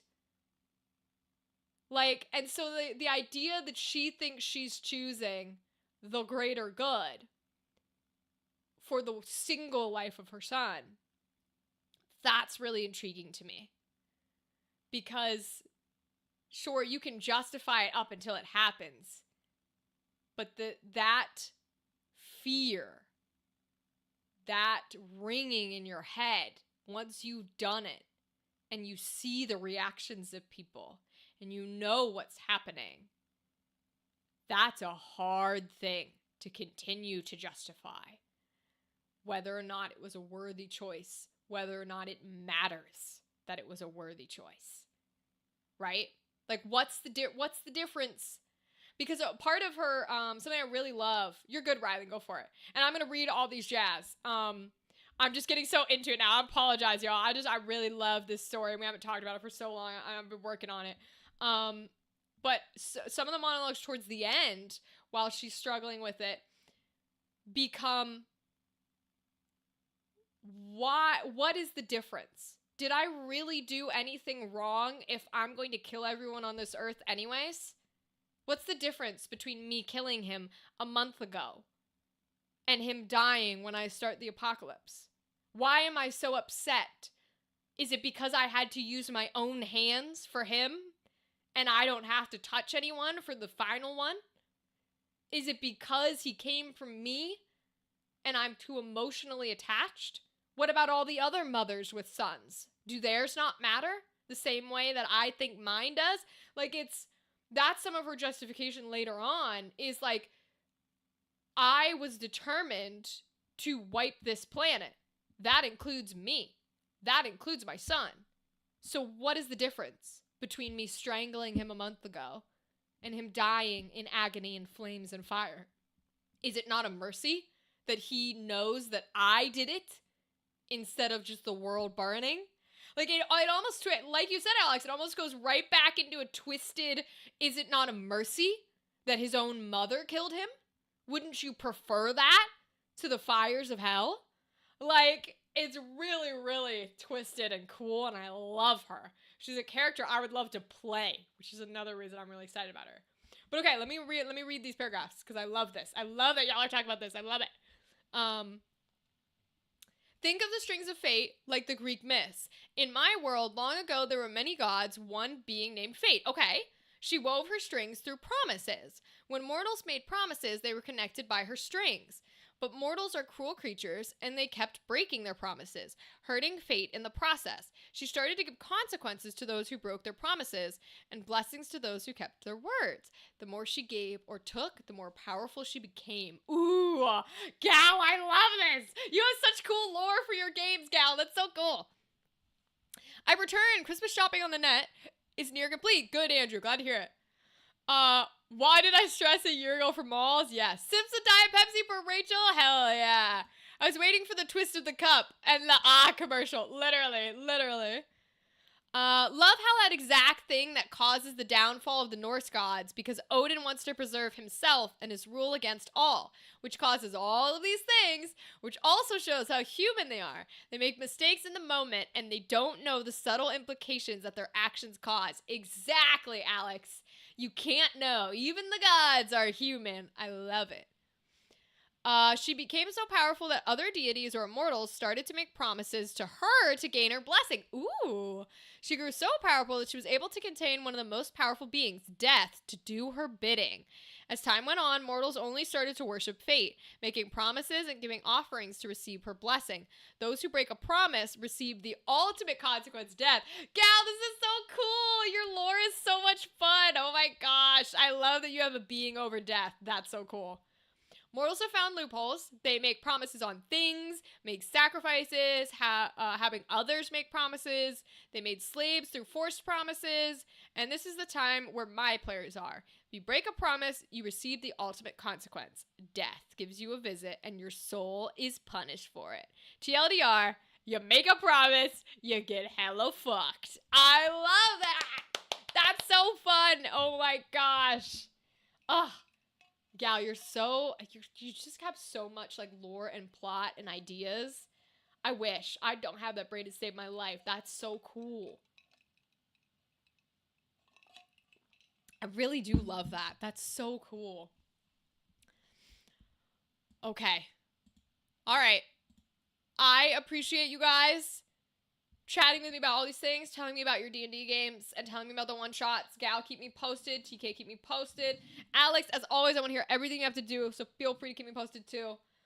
Of course, one of my players has been trying to make others make promises. That'd be me. That'd be me. I'd be like, why don't you do it? Be like, why don't you, you want to spit take on it? You want to bet on it? Like, what do you, pinky promise? Like, that would so be me, bro. Oh, all right, for our last hour, let's play the rest of Tell Me Why here. Let's beef this boy up and get through it. Because I don't know how long it'll be. I don't think it'll be that long. We've only got 2 left. But I do want to see what happens. So let's pop this out. That resulted in half the party dying? Poor morons? That's kind of funny, though. I'm not gonna lie, that's kind of funny, though. That's a little funny, though. To just be like, dee, everybody makes promises and then they die except me. I didn't make any promises after that. The other 2, they have new characters now? Yo, you stick to your deaths, huh? You stick to your deaths. I love it. I am such a hypocrite. When I play a character, I'm always like, oh, if mine dies, so be it. But usually I like my characters enough that I'm like, actually, don't kill them. I've rescinded my consent. Like, because I end up liking a lot of characters I play. If it's a one-shot, I don't mind. Because I'm like, fuck it. If they die, they die. It's a one-shot, I'll play it in a different game.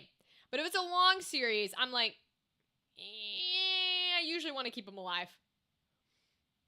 Or at least bring them back.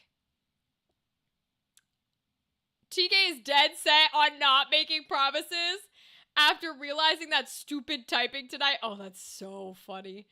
That's so funny. TK is like, I am gonna be the smart one of this party and not make any promises. Oh, my poor fiance cried when I killed his character. Gal, how could you? And he still put a ring on it. He must like the pain. He must like the torture. Some people like it. What can I say? Look, that's so funny. Listen, some people like it, okay? Whatever's your game, whatever gets your rocks, it's not my business, okay? I can speak to a lot, but I will never be judging. Just because I don't want it does not mean it's not for somebody, okay? I don't know why Harley Quinn is the one who needed to say this, but she did. Okay, she did. That one was not my fault. He rolled poorly, I gave him the consequence, and he made a promise. That's very funny. The funny part is everything's your fault because you're the game master. I've made players cry and lose sleep without killing their characters. Hell yeah, let's go, Ryden. Listen, I just traumatize them. I just go, hey, bring me your characters and your ideas. And then I go, yeah, we'll roleplay that one. And they go, that one? I'll go, yeah, that one. And they're like, you didn't want to do any of the other parts of the backstory? You know, maybe where I don't get traumatized? I'm like, nah, Like, uh, I'm looking forward to watching Stranger Things on Christmas. Ooh, Kimberly, let me know if it's good. Yeah, it's the last season. I've only watched like one season, I think, because it wasn't really my thing, but I hear it's pretty good. I hear it's going to be really good, so let me know what you think, Kimberly. To be fair, he kept making promises. The bunny did it to him. Ah, that's funny. It's kind of sad. We're like almost nearing the end of the Sunday campaign. Maybe like 6 more sessions? Oh no, that's very sad. Oh, well, you guys will start a new one. I have no doubts. I have no fucking doubts that you guys will play more. And then the bunny died, and she did that to herself? Oh, that's funny. That's funny as hell. Hell yeah, let's go. She died. I love it.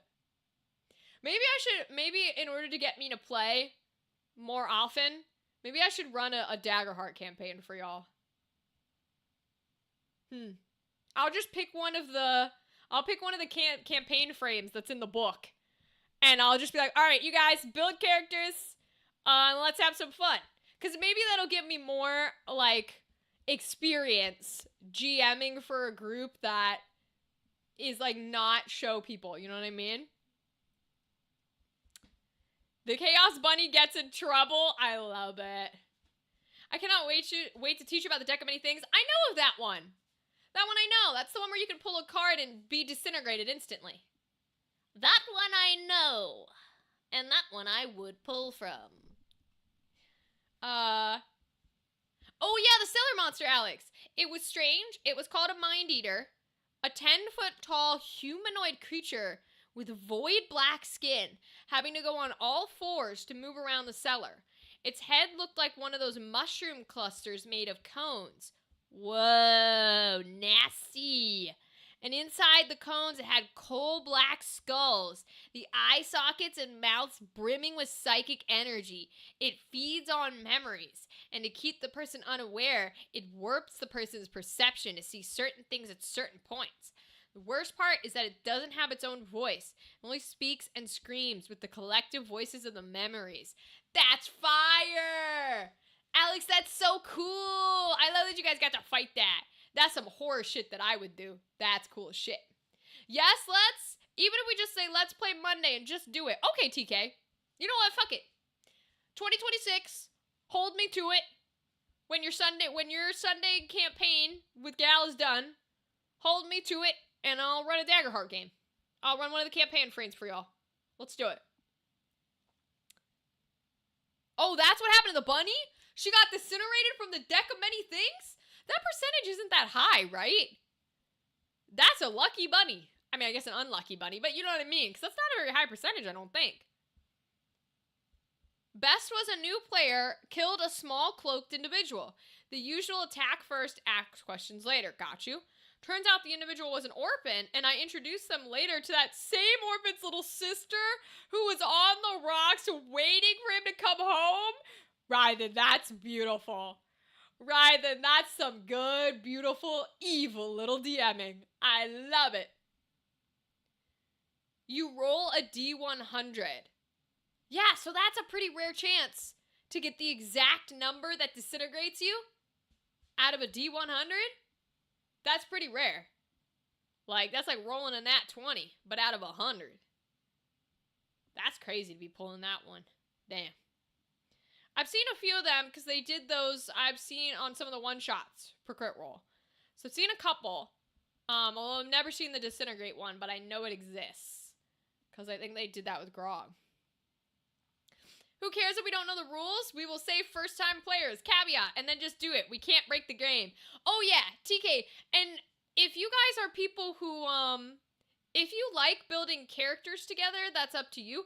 I love helping people build characters if they want to. Not the plot and the lore and stuff, but like the actual mechanics. So if y'all want to do that, we can do that. Like, I don't know if you guys do session zeros or what. And also, yeah, you can't really break Daggerheart.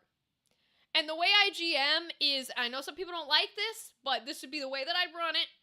I am all about, I will fudge rolls on my side. Because I don't have experience doing combat in any system. So if we get to a scenario where it's like, oh, we're fighting, and, you know, you guys are new players, and I'm not used to combat, and I'm rolling a little too well, I will absolutely be like, you killed him. How do you want to do it? Even if you didn't. And you guys will never know. Because I won't tell you. But I never do it on the opposite. I won't take things away from you because that's rude and awful and feels bad. But yeah, we can't break Daggerheart. So I would be happy to just get experience running for people that aren't show people. I think it'd be awesome. And I haven't been able to run a Daggerheart game yet, so I'd really, really like to. So there are a couple campaign frames. Y'all will have to, maybe if you guys do a session 0, I can run everybody through the campaign frames. And you guys can pick which one sounds like the most fun. Because there's, I mean, you know TK, you have them. Or you could run them past your group, TK, when you guys are done. If you can send them all the campaign frames and you guys can let me know which one you guys want to do. And then I'll prepare for it. And I will also say, even though you guys are newbies and beginners and all that jazz, void material is open. I will say void material is open because I follow up with the void. And they just released a lot of the void materials into official canon. Now, it won't be out whenever we start playing, but we can download the paperwork and do it from there too. I don't have any issues with that. A trick I do is I lower the armor class as the fight progresses. It makes sense if they're getting hit constantly. Ooh, that's a good idea, gal.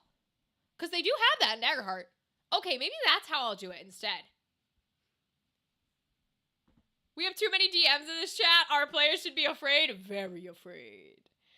The great part about Daggerheart is the players can make a skeleton of a character. And then when we meet together, we make the emotional connections and our questions in our journal, and then we just go. That's how my Sunday Daggerheart began. Yeah, exactly. Exactly. Mwahahaha. I love it. I love it. There's so many DMs in this campaign. Got a lurk now? Love y'all, Dice Munchers. Go lurk, gal. We're gonna go back to Tell Me Why anyways. But, yeah, keep me posted on your game. If they'd be down to try out a campaign frame with me, let me know. Because I'll force myself to do it. Sundays are usually pretty chill. Send me that campaign. I will, gal. I will. Please create cool lore. Cool, weird Catholic lore. All right, let me bust over to Tell Me Why. Meanwhile, I ended up dying. Oh, the monster? After I willingly let myself be psychically attacked to trigger Hellish Rebuke. Hell yeah. Yeah. Let's go. Double 1 for damage. Yeah. How I described the kill is that after the psychic attack, the drop of blood from my nose after that attack landed on a contract I wrote during a short rest, and the contract's energy followed the path as a flame and incinerated it with a max damage crit Hellish Rebuke. Yeah, Alex, that's the best way to go. That's the best way to kill a thing. Good description, my friend. I love that. That's a fantastic description of how do you want to do this energy. All right, yes, I will swap over. We'll finish up our very cool game. Oh. Hold on, I gotta turn it back on. Okay. Finish up our very cool game here. Thank y'all for chatting with me. And, TK Gal, y'all hit me up. Alright, so we are at Rashomon. This is where we're gonna start from. I didn't change any of the volume, so we should still be okay. Yeah, that's fine. Because we didn't play any of Rashomon, it just started. Alright, here we go.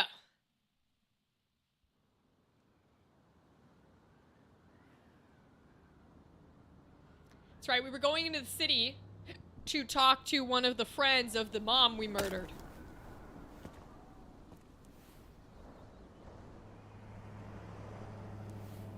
Or I guess into the town is what I should call it, because we're in Alaska.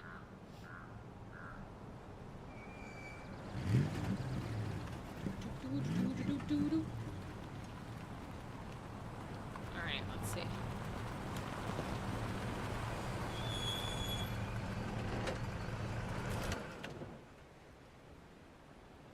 Ready to Veni Vidi Vici? What the fuck does that mean? I'm ready to talk to Tessa. Okay. I need to watch the first part. I'll catch you later. Okay, Rythan. Try to keep No in mind that your worries. memory of her is 10 years out Yes, of date. TK Gal, Rythan. Yeah, Have well, fun. It wouldn't be if she Have a good reached night out to me lurking while or I was in leaving, whatever you gotta Firelight, do. Which she didn't. Oh shit, I have to So I'm actually guessing play this this is game. Michael? I gotta move. Whoops. I forgot this is a game where I actually have to have controls. My bad. Okay, I'm gonna walk everywhere it lets me. Let's see where it'll let me go. I'll be here just listening. No worries. That works. Okay, well, now let me go over there. Okay. Let's go to the cars. Oh, we're playing as her this time. Instead of him. Okay.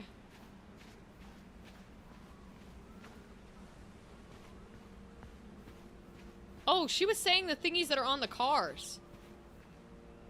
Delos car. I wonder what those mean. Because those are the words she was saying. Okay. Vindy, Vecchi, something. Now, whose car is this? Can I go in this car? No. Hey, Well, you. oh, I triggered something. Hey, isn't it your day off? Yep, we're here as patrons. Tyler, meet Michael. This is the annoying coworker I was telling you about. Got it. I was there for your introduction to marshmallow vodka and wine coolers, and I've only worked my way up to annoying coworker. Rude. Don't worry. She told me exactly how miserable she'd be in this town without you. It's so good to finally meet you. The Tyler talk goes on 24/7, so I feel like I already know you. Funny. So, you here to grab some stuff for the homestead, or? Yeah, we decided it'd be easiest if we just stayed out there. We'll get it cleaned up faster if we literally cannot Why escape did he it. pick up Hey, an axe? I'm all for efficiency. Why is he Cannot gonna cut wait the for us wood? to get out of here. What's that?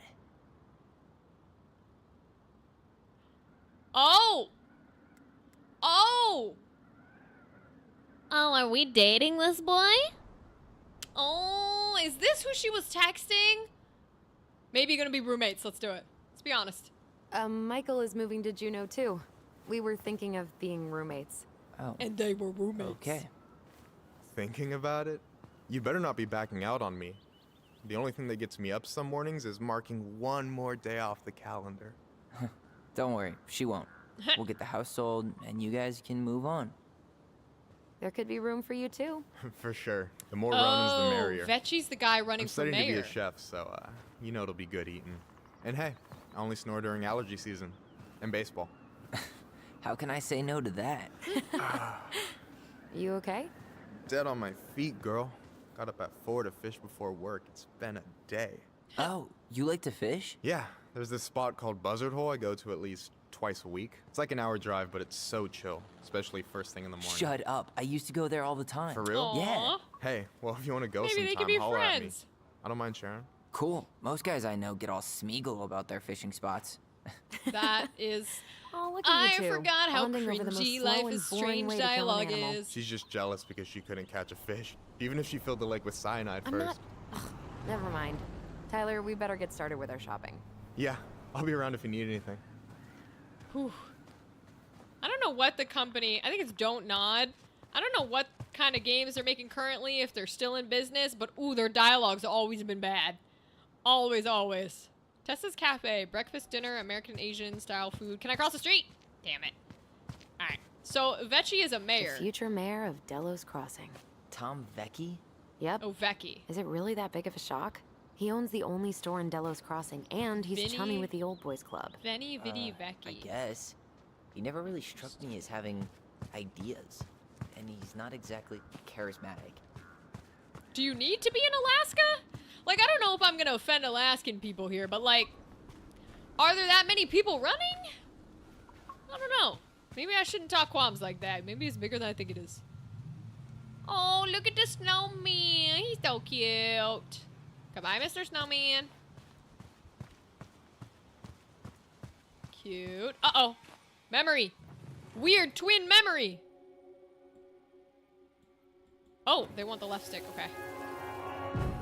Flooding the lake with cyanide to fish is probably several war crimes. I agree. Look, I'm the ruler of this kingdom. Get it? 'Cause it's a dome? You're gonna fall, stupid. That was funny. Oh, that's a cute little basic Can't believe memory. you didn't laugh. That was hilarious. Not as funny as you getting all pouty when I didn't laugh at your jokes. I loved baiting you. It was my favorite thing. Huh. Now, why did the weird psychic powers we have show us that one? What is the significance of that one? Because that has nothing to do with our dead mother. Huh. I'm intrigued on how that magic power works. Another one? Wait, another one just started to sparkle. Where'd that go? Where is it? Something's trying to sparkle. Where is it? Where is it? Where's the sparkle coming from? Get out of my way, bro! Is that the front? Oh, it is. Okay. Is that Tessa's cafe? Oh, I'm he's gonna have stand this right in it. tocino, Okay. And noodles and spring rolls. And can we get the coconut cake for dessert? Easy, easy, my hungry goblins. Huh, We she have didn't to have leave that some money. food for the other customers. But Auntie Tessa said we can have whatever we want.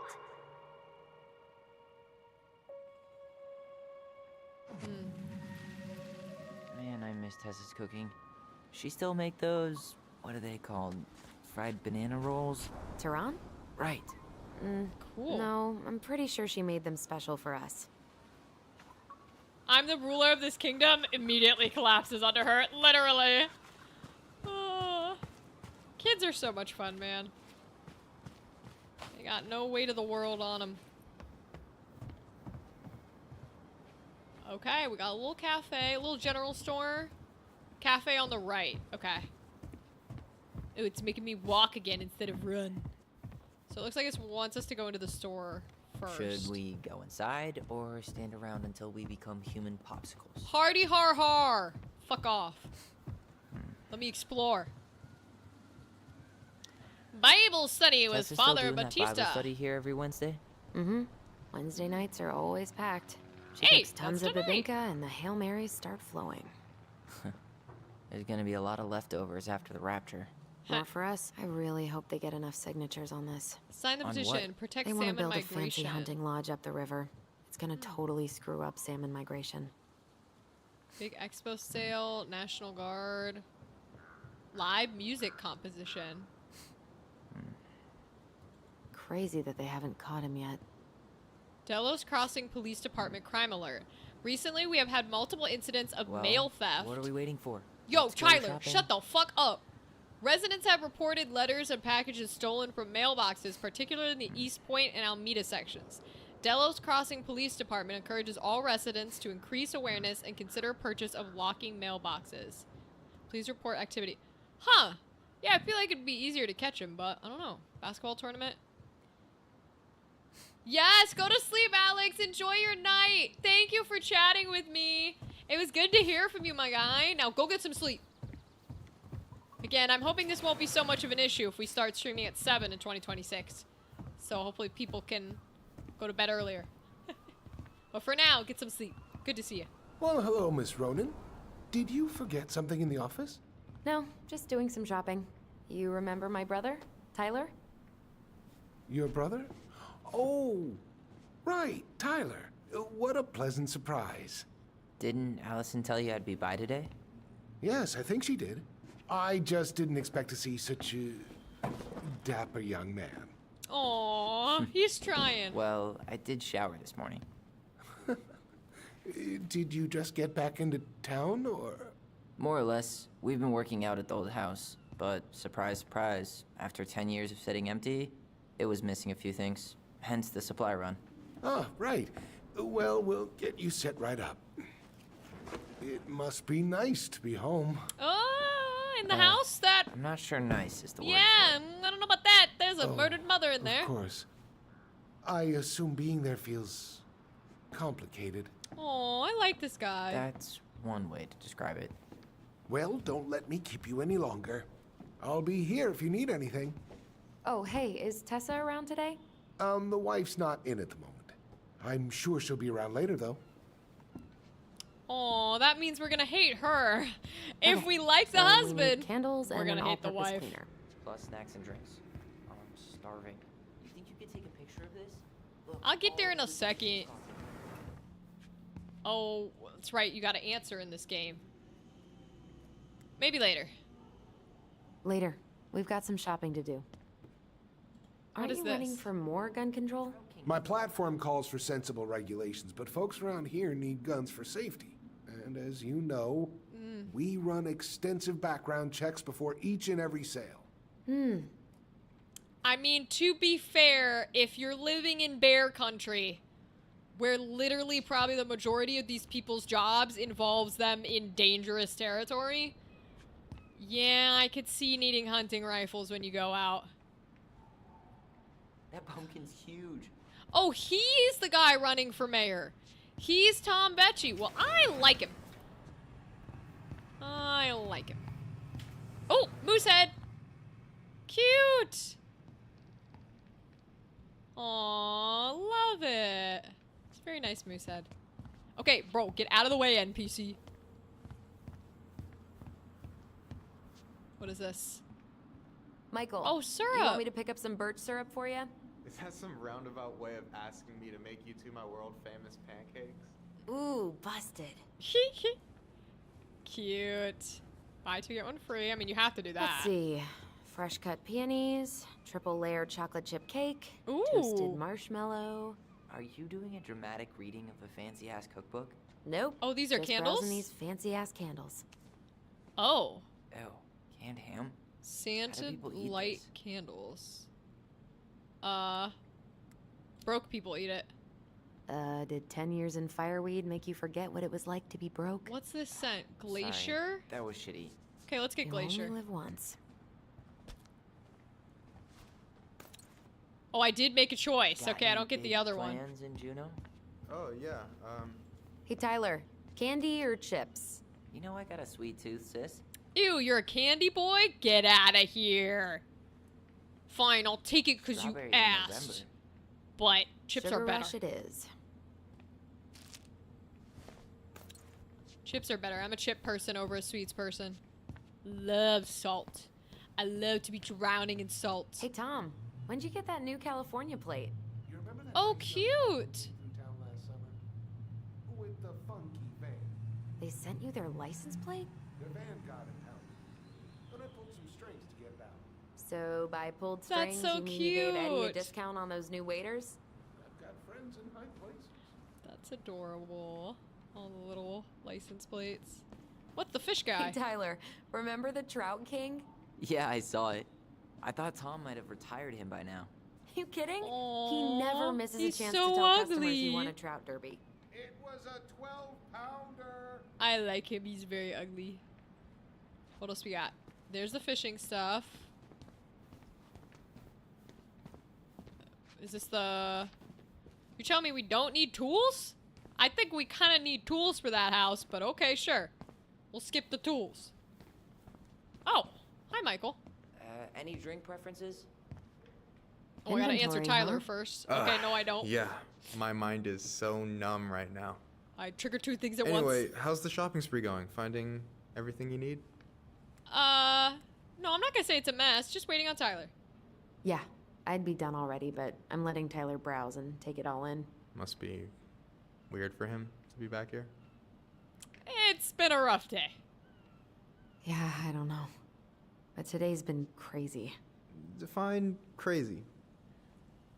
Ooh, I don't know how honest I want to be with this boy. I know she likes him, but I'm gonna say just bummed to go back there. It was just kind of unsettling to go back to the old house after all this time. How are you feeling? Still unsettled, but it'll pass. All right. Well, I'll be here if you need me. She definitely likes this boy. But we ain't just gonna tell him all about our weird murder powers. Cause that might not go well. Okay. Fresh step. Oh, Tyler, we need drinks. you want water, soda, juice? Whatever you want. I'm not picky. Wish Well, any if of it I get to sounded actually good. pick this time, we're going soda, baby. Grape soda it is. Ooh, getting wild. Hell yeah. Alright, I think that's everything. Oh, we gotta take a look at this poster board again. Casting call, Athletic, let's go. graceful, and spirited. Sounds like you. Sorry, I might be movie star handsome, but I can't act for shit. Role of Rodolfo in La Boheme. 21 to 31, male, athletic, graceful, spirited, all backgrounds, singing ability a must. There's a cat on roller skates, which is cute. The Delos Dolcets Live, free concert, Catholic Halloween celebration. Okay. Cute. I should write down their info for after the move. Juno's Jawbreakers. Interested in roller derby? Sign up. Fresh Meat Boot Camp. How many hours Love did that. we spend here as kids? Oh, I can answer you this time. We'd run the place. A lot. Marianne would come here to play cards with Tessa, and we'd have the run of the place. It was the highlight of the week. We'd play on the playground, and Tessa would let us fill our plates at the restaurant. And it got Marianne off our backs for a little while. Oh, Snow Dogs. I love it. The Jujutsu Kaisen Execution anime is in theaters tomorrow for any interested. I'll be wearing my winter coat to hide a payday bar and fruit Mentos. Have a great tomorrow, Rachel. Praying for your cat. Thank you, Andrew. I really appreciate that. He will love that good energy. And enjoy the movie. Let me know how it goes. I want to hear about it. Thanks for being here tonight. Any opinion on cleaning products? Only that using them is an unfortunate way to spend an afternoon. Boomerang? Damn, those life jackets. We'll go with the green one. Organic's better. Okay, I think we're done here. Tom will ring us up at the counter. Let's see. That's everything, huh? No more commentary. We looked at the maple syrup. Walked past all the fresh veggies and the... What are these, grains? Yeah, that would make sense, I guess. Alright, we got our groceries. Allison, Hello, I'm Tom. waiting. Let's pay for the groceries. Yo, you are being a dick. This boy's a dick. What the fuck? Will that be all? Yes. Thank you, Tom. Oh, is hi, that Tessa? We were just meaning to come talk to you. She gonna hate us. Hi, Tessa. Long time no see. Okay, My you don't know how to God, say it like you that. look like a completely different person. It's me. Plus beard. Yes. So we were out at the old house today. Heavens, why would you go there? Surprised it's even still standing. Yeah. We found some stuff in Mary Ann's room that took us by surprise. Oh, really? We want to We're ask just you gonna some do it questions right about her. here in public? Okay. You're the only person who might have known Mary Ann better than us. I don't know about that. It's been a decade, kids. I know, but I need to ask. What is it? Did she ever talk about me being a boy? No. It never came up. I found out much later, just like everybody else. Marianne was obviously concerned. She really didn't confide in you at all? Your mother was intensely private. Yeah, She that I didn't need believe. anyone else, and she made that clear. But this was about Tyler. She was always willing to ask for help when it came to us. Not at the end. Look, I have a lot on my plate today. I'm sorry. My advice to you would be to try to move on. It's not that easy. What happened that night? You can't understand something like that, but it was God's plan. Oh, my lord. That's all we can know. I need Oh, to go now. boy. Best of luck to you, truly. What the hell was that? I told you she wouldn't talk. It's like she's got CIA training. Again, her husband's right there. Something's weird here. It's weird, right? Yeah, I feel it too. Is this one of those we're Something's on the definitely tip having a of my private tongue. conversation, even though there are other people in the room?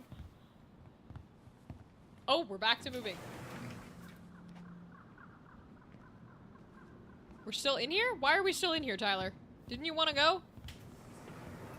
What, are you gonna snoop through the like, enclosed back areas? Uh-oh. Memory. Memory time.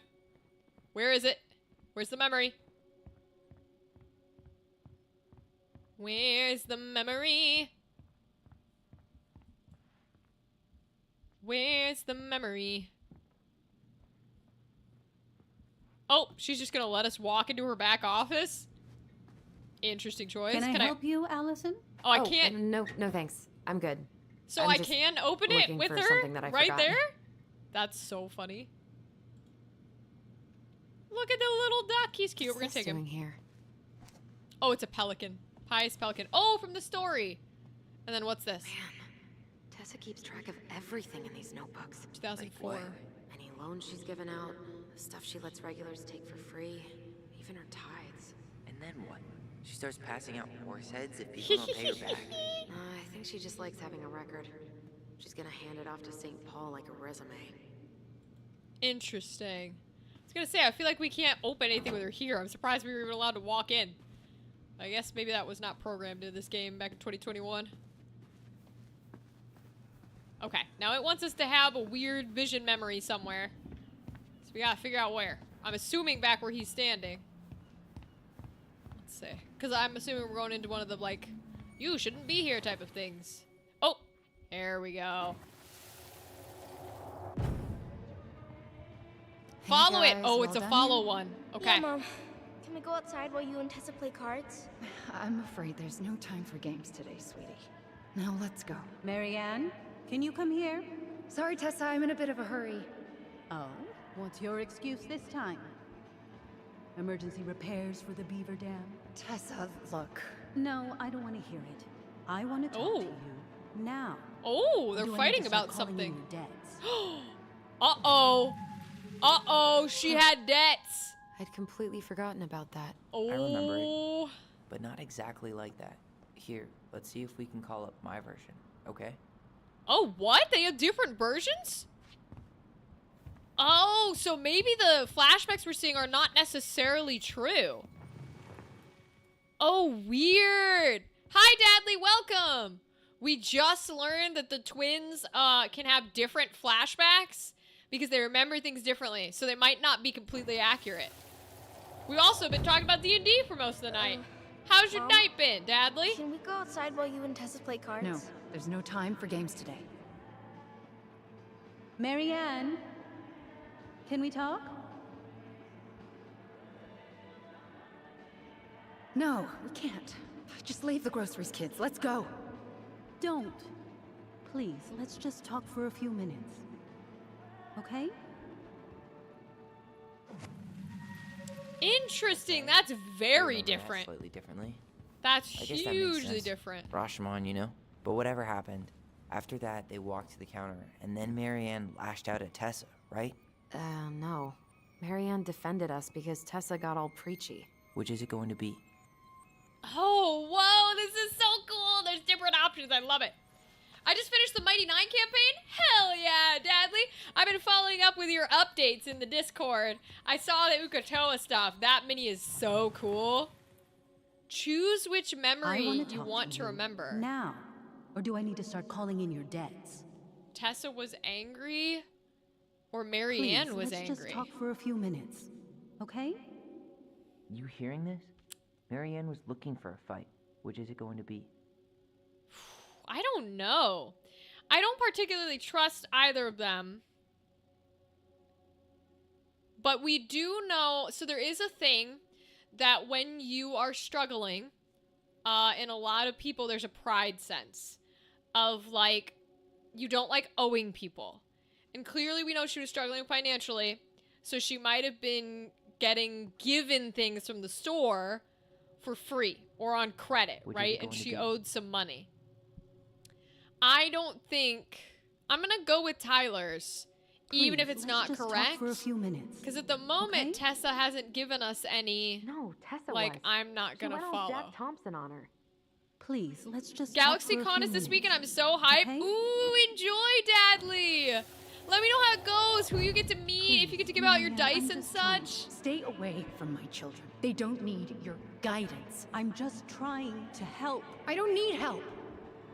Not from you, not from anyone else in this fucking Yeah, town. see, that feels more I'm done accurate. with all of you.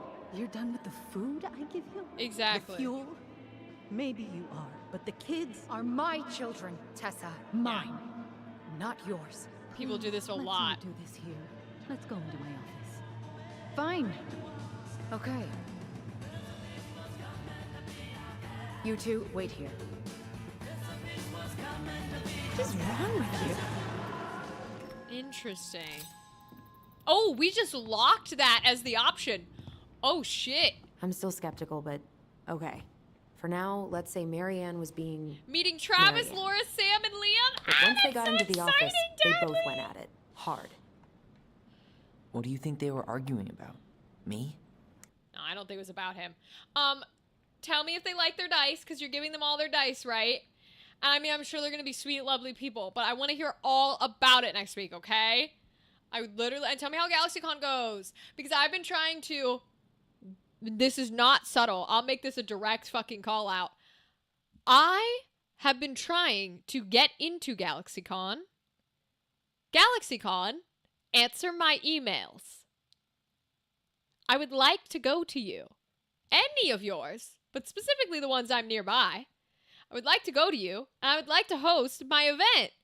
Because you have awesome voice actors, and I think people would enjoy it. So, please answer my emails. Sorry, calling you out. It's been 2 years. Officially jealous, but happy for you. Me too, TK. We're jealous of you, Dadley.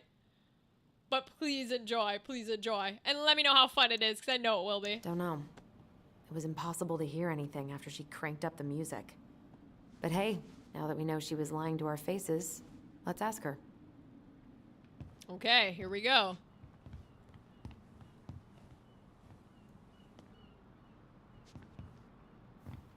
All right, ma'am. Time to talk. Boom, boom, boom, boom. Boom, boom, boom, boom. Corner her. Is there something I can do for you? Your fight with Marianne. I'm gonna go straight into it. Earlier you said Marianne kept everything to herself. But you two had a big fight a few months before her death, didn't you? We argued all the time. You'll have to be more specific. This wasn't about who cheated at Canasta. This was intense. You locked yourselves in the office so we couldn't hear. I'm sorry. It was a long time ago. Now, I was in the middle of something. Okay. We'll leave you to it. Damn We it. need more evidence?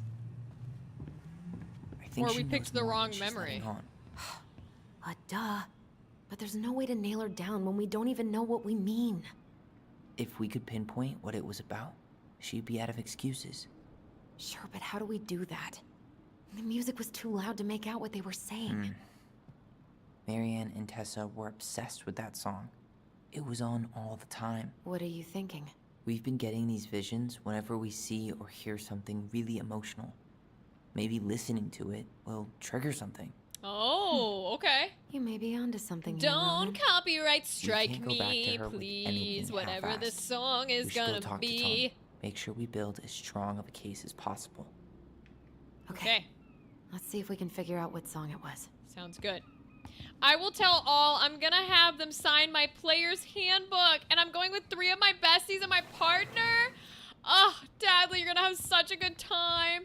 They're gonna sign your handbook. I love that. Ugh, one day I'll meet them. One day. Hey, Tom. When I'm more invested in something I campaign can 4 help you and with? more bullshit has gone down, then I'll meet him. Remember that one song?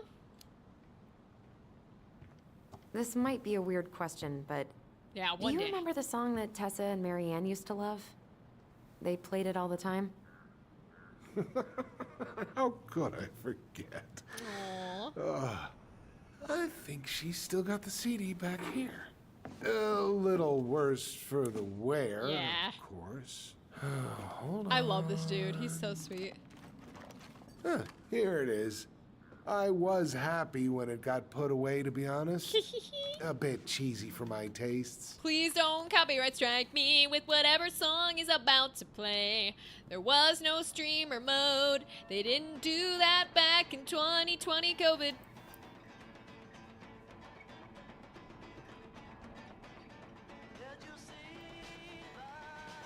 This is it, right? I don't know this so. song, so hopefully we're in the clear. We'll find out very quickly because YouTube does not play games, even on a live stream. Oh, we're getting more memories. Whoa. I just got hit with a flood of memories. You seeing what I'm seeing? Yeah. Okay. Let's get to looking. Should we check this one out? Oh, I walked past it. Okay. Mom, stop! That's Oh, so she's embarrassing. dancing to it. Oh, yeah? Tessa, come join me. I know you love this song. Aww. No, I couldn't possibly. Some of us are actually trying to get work done here. Cute. I forgot how carefree she could be. Yeah. That's adorable. What the hell happened? Oh, there's another one somewhere. More memories lurking around? I don't know. Yeah.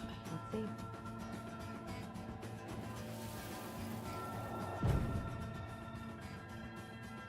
The kids keep pestering me for these candies. They're so expensive. I'll just grab a bag. It's fine. Yeah, Oh, we no. knew that I was gonna can't, happen. Tessa. It's nothing. She was definitely Okay. giving her free passes. But write it down in your little notebook. Okay, okay. Yep. Whatever you want. This happens a lot. There. Happy?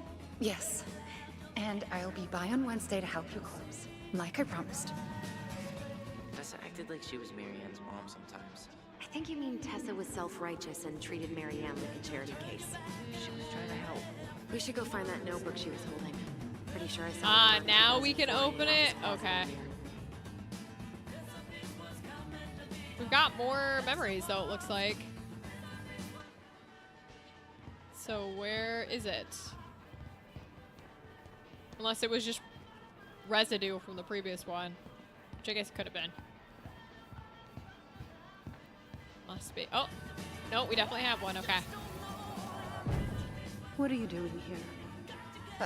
I thought you needed help at the store. I needed help 2 hours ago. Have you been drinking? What? No, I just had a day, okay? I took a pill. I'm fine. Marianne. Oh, no. I said I'm fine. Kids, come on, let's go. Wait, please. I have something for you. Take a look at this when you get home, okay? They can handle Oh, she tried to put her in, I've been like, working with the kids for rehabilitation. years. They can help. Because we saw that she wasn't taking her meds. Okay. What do you think so that pamphlet was Tessa gave to Marianne? I don't know. I saw it in Marianne's that's what this is room. about. It had a creepy vibe, but I didn't think much about it. It was bad, though. Like, maybe conversion therapy bad. I don't think that's what it was. Sorry. Whoa. If this is true, I want to know how Marianne felt about it. And we need to hit Tessa with some hard proof. So the pamphlet did kind of like look like conversion therapy energy. So maybe she was struggling like between the two ideas, and I could see that because Tessa's religious. But I do think that there's an underlying aspect of like, because we saw bottled pills that she did not take.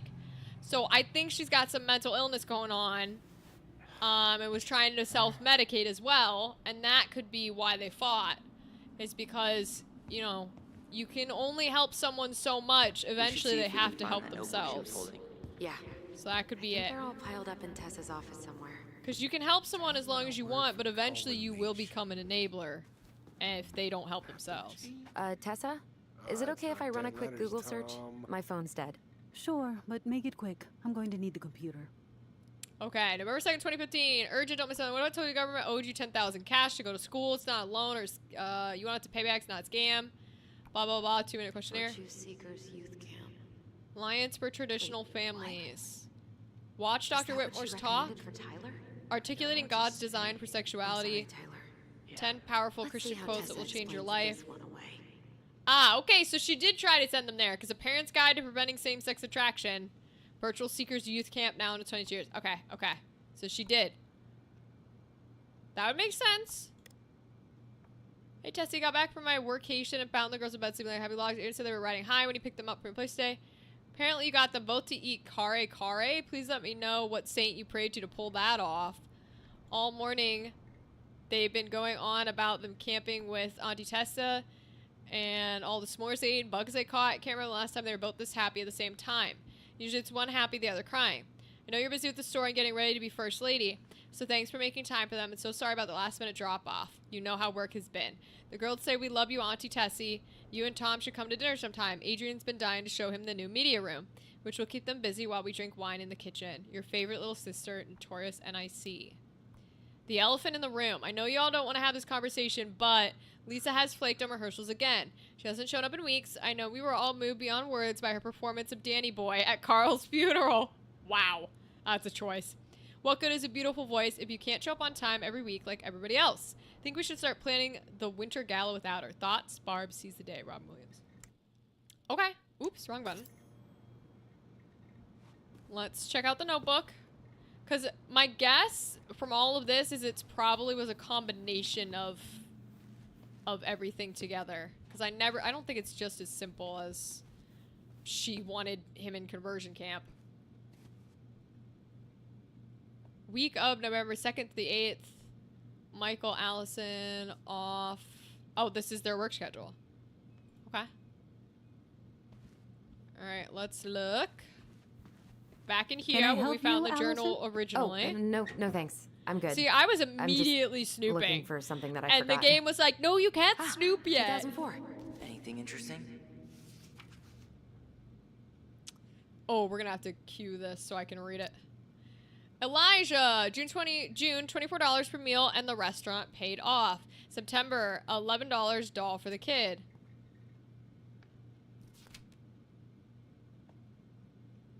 Oh, it won't stay up? That's annoying.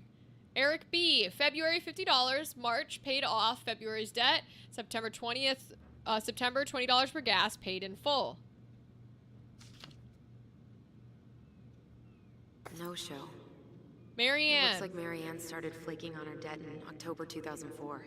5 months before Uh-huh. that night. I think we've seen enough. Yeah, we've got a good sense of what went down. Let's talk to Tessa. Marianne, April, $50 for gas, paid off. May, $37 for groceries and $30 for a new jacket for Allison, paid off, helped at store. June, $21 for medicine, paid off. August, $40 for groceries, paid off, helped during rush inventory. October, $140 for washing machine repairs, no show. November, $55, new shoes for the kids, check bounced. December, no show, not returning calls. And January, no show. Yeah, it was way more than just that. Something was going on where she did not come back. And eventually Charity runs out. Okay. What are we waiting for? Let's go talk to Relax, Tessa. Tyler. Jesus. Let me take my time. Is there something I can do for you? We remembered details. We're back. With details that should help your memory. Oh, really? Yes, really. Marianne was having one of her days. You were trying to talk, but she wasn't cooperating. The two of you started arguing, and you went in the office and cranked up that song you both loved. And when was that? Well, our memories don't exactly have timestamps. Oh, October 2004. That's the date they gave. October 2004. That was when she stopped trying to pay her debts, right? Yes. I don't know why. She always found a way to pay before that. But we never argued about money. I was frustrated, but you can't squeeze blood from a stone. Correct. Yeah. We didn't think you guys were arguing about money.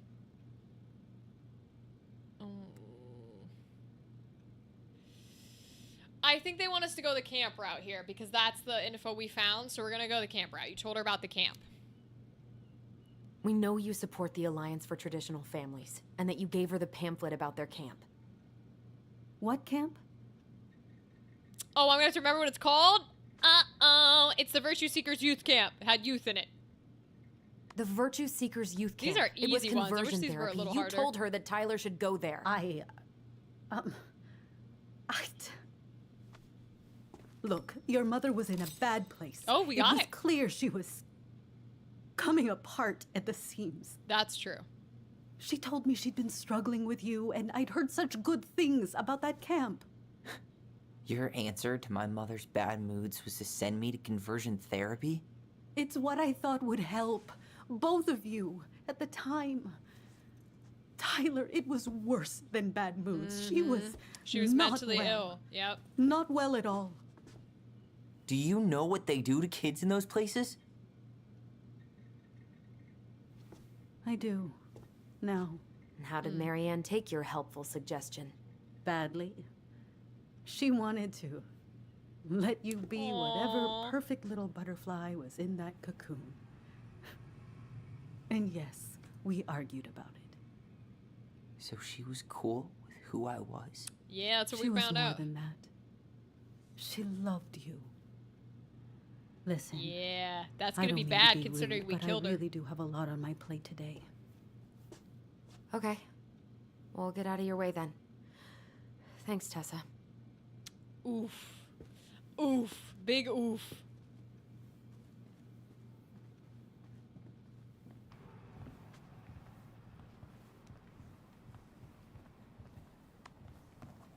Can we grab our groceries? Michael already put them in your trunk. Okay. Oh, okay, Thanks. cool. Bye, That's Tom. very nice of him. See you later. Goodbye, Tom. Hope you get mayor. What are you thinking? Just trying to wrap my brain around all that. I can't believe you got Tessa Vecchi to talk about the past. Bravo. Yeah. And Marianne, she had my back. Yeah, she did. It really doesn't change much, right? She was still fucking crazy. She still tried to kill me. But knowing she was trying to protect know me that she did. before whatever the hell happened that pushed her over the edge, it feels good, Allison. Hey, look at me. You are allowed to feel however you are feeling about this. That's true. God, I could use a smoke. You're speaking my language.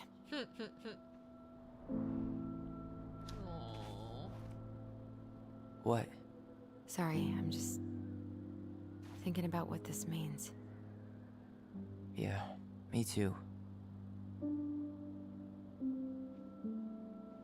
It means she was. It's a good thing Eddie's expecting us. Why is her voice He knew so Marianne familiar? pretty well, and I he was haven't in been charge able of to the place case. her, but Did I he ever recognize her mention voice anything too. about the investigation to You want to look her up, Dadley? Never asked. Game is And called I'm sure Tell he Me thought I Why. was better off not knowing. Guess that might have made for some awkward dinner conversation. Because I thought she sounded familiar Exactly. too. But I mean, he's a good cop. Thorough. I'm sure he's got something. Let's go. Ooh, we're gonna talk to Eddie. My original theory, when we saw the flashback about him like intruding on her in the shed, and she has a rifle in her hands, she's putting bullets in it, I was like, oh, she was gonna kill herself because she's mentally unwell. She feels like she can't handle anything. She's letting her kids down. She's in a bunch of debt. She can't afford anything. Maybe she's gonna lose the house. Who knows? And he caught her in the middle of that. And so she wasn't trying to kill him. She just had a loaded gun in her hands and was like, wait, running after him. And he felt threatened. This is kind of bleak. It's Erica Lindbeck? It's usually more crowded. Wait, for real? It's Erica Lindbeck? No way! No wonder she sounds so familiar. Who voices the boy, Tyler? I assume it's a transgender man, so I want to give him a shout out. Who voices him? Hell yeah, Erica Lindbeck. We love that. But the other officers punch out at 6 o'clock sharp. There's no crime after 6? In the mean streets of Delos Crossing? Just Yeah, bears and Alaska, drunken probably not. disorderlies. And Uncle Eddie can usually handle them on his own. But what about drunk bears? Anyway, he's probably in his office, upstairs. Oh, the doors are open even though it's closed. Ooh, we're gonna walk to the police. Okay, here we go. Police station, police station. Mascot, huh? It's a local hero. What? Officer Justin Beaver is not creepy. Justin He's Delos Beaver? Crossing's longest serving officer. That's hysterical.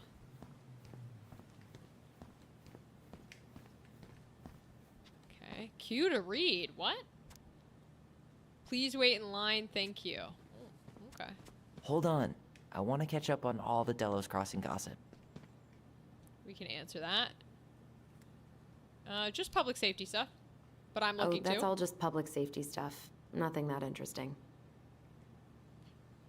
Aiden Black, a trans actor. Awesome! I mean, Erica Lindbeck needs no shout out because she's awesome, but shout out to her. And shout out to Aiden Black. Hell yeah, that's fire. Well, should I decide the wild world of accounting isn't for Thanks me? for looking that up, Dadley. Can't really picture you in the uniform. Really? 100% college tuition paid? Damn. Maybe I should have joined the National Guard. That's the having your thing credit about card the stolen by military online is they college. pay Too for your soon, Tyler. college. Too soon. Too little, too late. Oh, that's still not cleaned up. Still closed for Assholes. oil cleanup. I wonder if the black oyster catchers were still nesting during the spill. God, I hope not. Aw, she's cares about the environment and the peoples. Oh, there's the Justin Bieber. I am the law. She's Luna from Hello Boss. Oh, she's a lot, Dadley. Erica Lindbeck is a very well-known and very Home sweet good home. voice actor. You spent a lot of time here growing up? Yeah, She's whenever Eddie awesome. was working. We the whole love her. precinct's basically family. Oh, locked door, locked door. Freezing in here. I don't know any work that Locked. Aiden Black has done, though. It's the first time I've heard his name. Okay. Something tells me we might be getting in there. Because I don't think Eddie is going to be very forthcoming. Then again, this is a police station, so maybe we shouldn't be. Yes, I expect all the doors to be locked. Again, police station. What do you know? Still locked.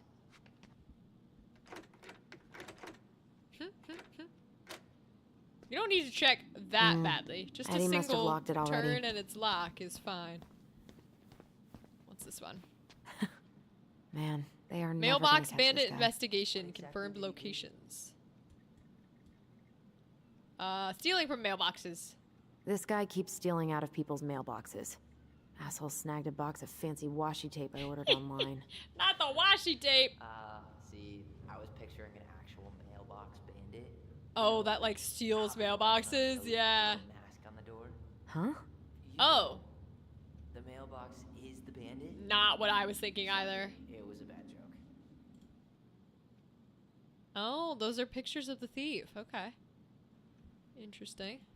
Oh, wait, I want to read that one. Hold on. How has this guy not been caught? No, don't replay that. Boo. Q, read. Oh god, here we go.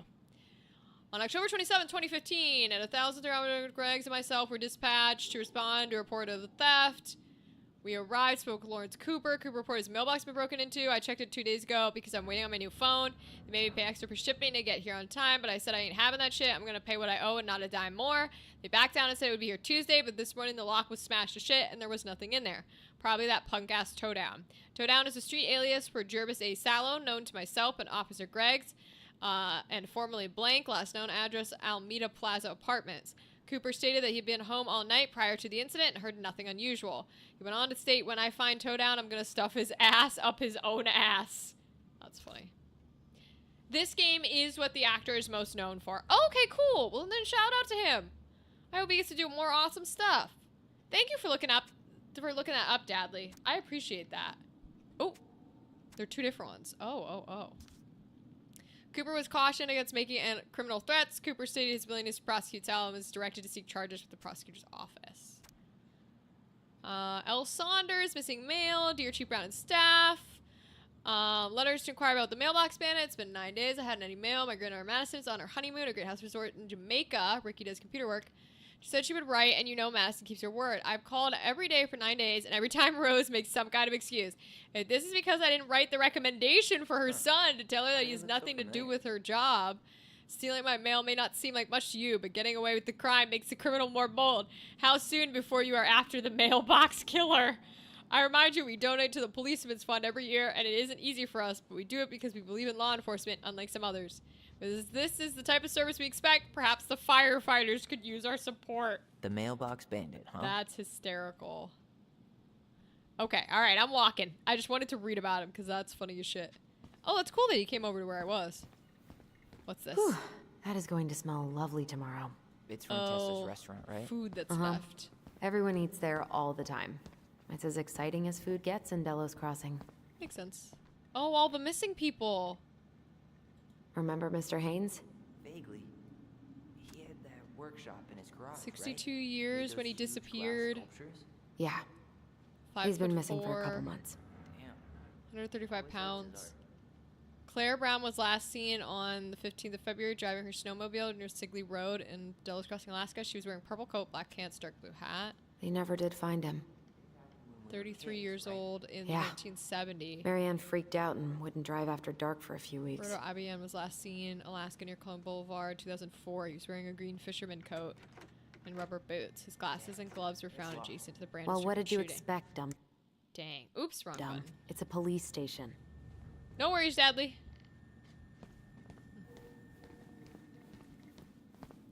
It's very cool that he tries all the locations that I tried.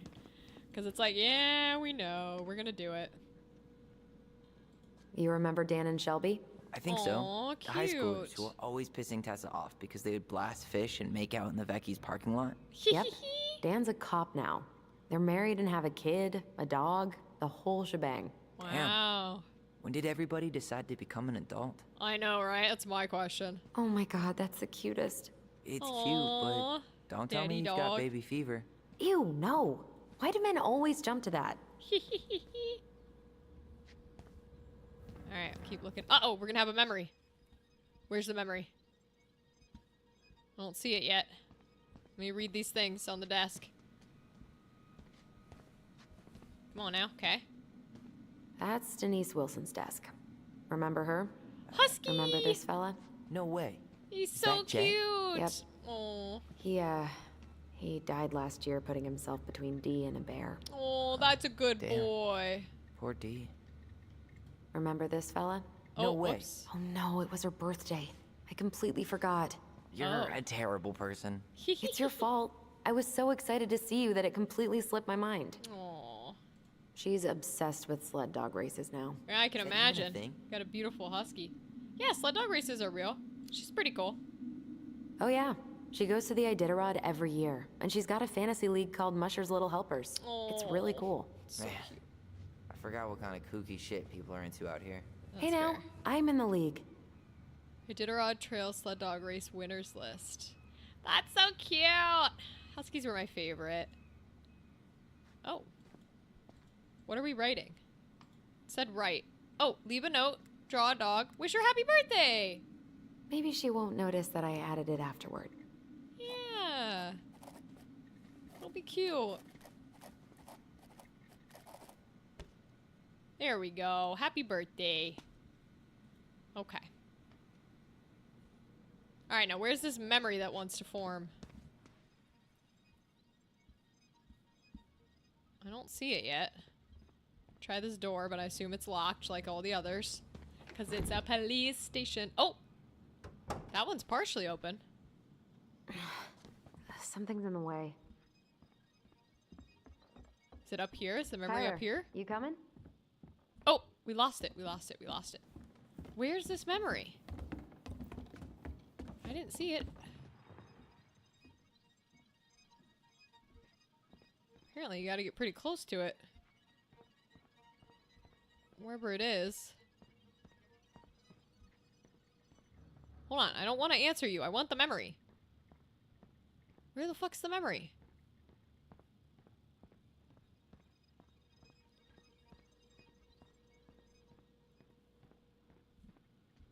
Wait, I cannot seem to find it. Archives are off limits. Okay, sure. I don't know, but it's off limits anyway. It happens when I walk in here. But I do not see anything. Oh, her drawer? We can open her drawer? What's in the drawer? Well, happy birthday. Oh, the key! Huh. We're taking that key. Looks like she forgot her locker key here. Hell yeah. Oh, we can't take it? Damn. She's gonna give me so much crap for forgetting her birthday. That's why we wrote a thingy. Oh god, do I need to read these? Happy 29th birthday, keep the good work, and prove that older doesn't mean wiser. Enjoy your last year of youth for journeying bitter 30-year-old. Hope you enjoy these spicy chocolates. Okay. But we can't take the key, huh? Okay. So where's this magic? Why don't I see the memory? It's trying to call to me. Ah, there it is. It's the door. That's why. Come on, man. We can't make these poor kids sleep here. Well, where do you suggest Oh, they go? this is from the murder. Social services will be here in a few hours, and this is the only room with a bed. Anywhere but a cell. We'll find some other place. Ooh. Okay. Here we go again. God, not here too. I'm not ready. Well, you better be ready, girly. We got some interesting things going on. Alright. Can't go in there, okay. Assuming we're going to the lit up door here. Knock. Chief Edward Brown. He stays at the police station? That's Allison, interesting. hey. Just finishing up a call. Trying to convince Melinda the Ravens and her garbage aren't police business. Aww. Give me a few minutes. Sure. Make yourselves a cup of coffee. Here's the key to the break room. Oh, okay, Thanks. that's nice. Come back upstairs when you're done, okay? All right, cool. We got a key. Coffee Got a sound key good? to something. The machine is in the break room downstairs. Uh-huh. All right, let's go. To the break room. Oh, we got another memory. Here we go.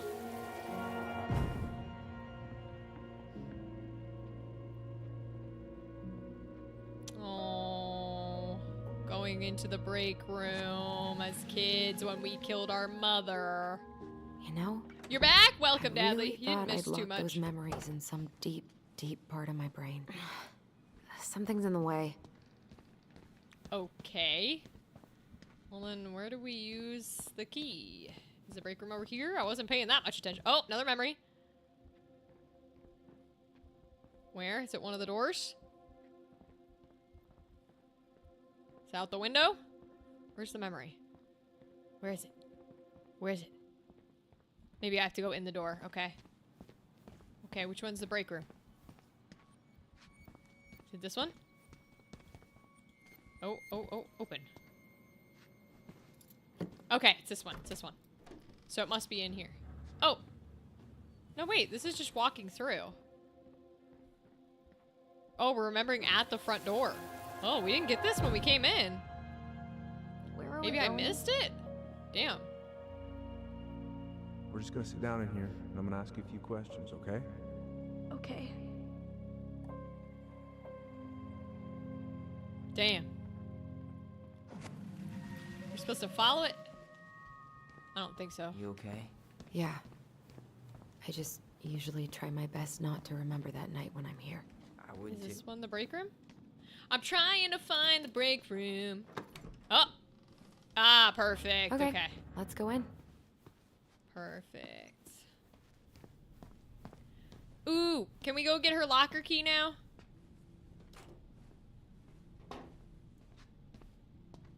Yep, it's locked.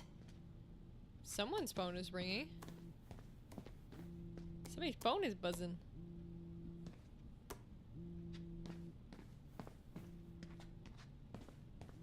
Is that Didn't coming Tessa from the buzz locked area? Dawn for smoking weed behind the store once? Ugh, they've let this place get gross. Ah, now we can move it. Okay. Beautiful. This is heavier than I expected. Cool. Now it's open. Now can I steal the key? Or is he gonna tell me no again?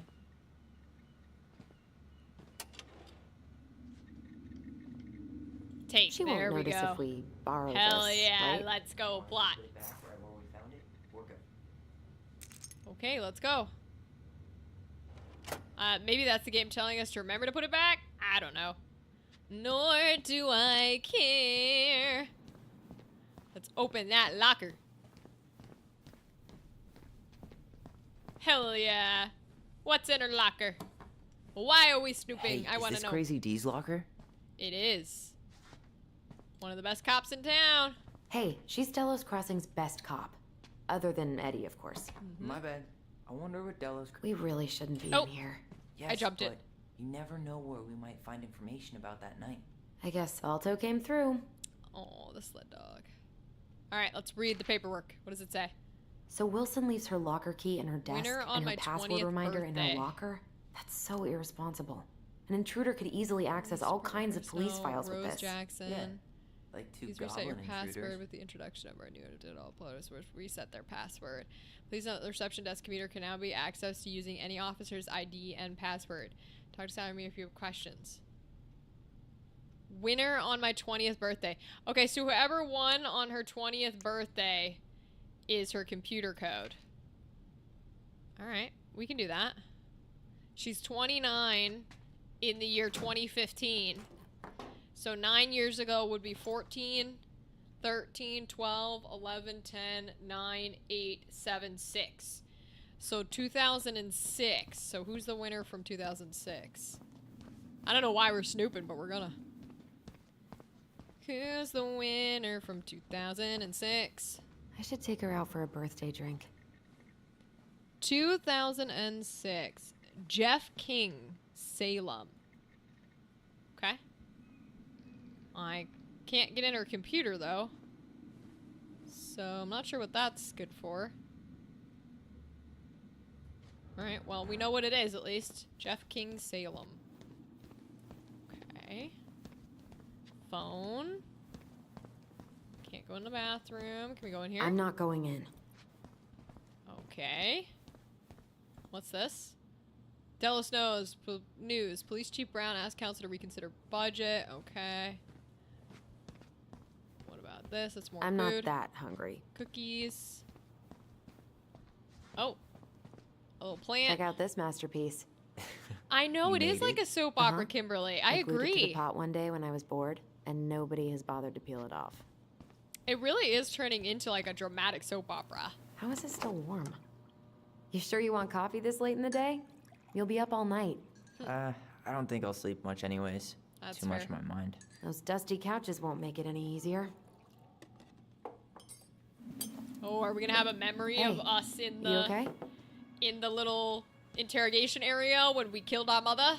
I'm gonna keep saying it. I think it's fun. It's the plot. Yep, memory time. Let's go. I can't do this. Calm down, Allison. Stick to the plan. They Come on, made a don't freak out over me plan? now. I can't. Please, Oh, I can't no. lie. We already lied. It's all gonna be fine, okay? They lied? What the fuck is the plot of this game, bro? You okay? Honestly, no. Yo, I'm intrigued now. What did they lie Do you ever about? regret? No. No way. Well, maybe once or twice early on, but now, no way. I mean, look where we're at. Look where I'm at. Oh no. Uncle Eddie's probably done by now. What did We they should go lie find about? him. Do they know she didn't try to kill them? Do They you haven't mind been if I go talking inside that room way. For a second? You sure? Where's the memory happening? It wants me to have one. Is it in there? Is that why?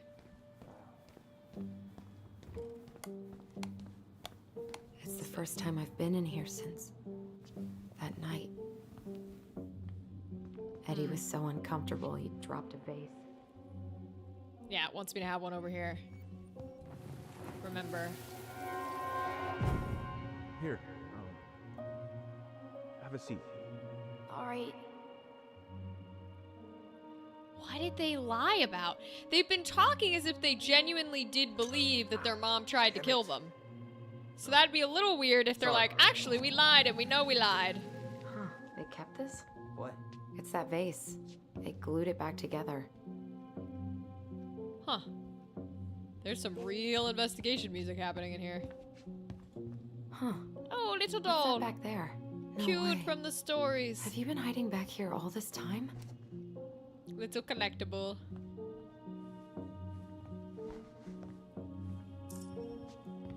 Okay. I don't need to talk. Oh, you're in the fucking way, Tyler. Jesus Christ, dude. Get out of my way.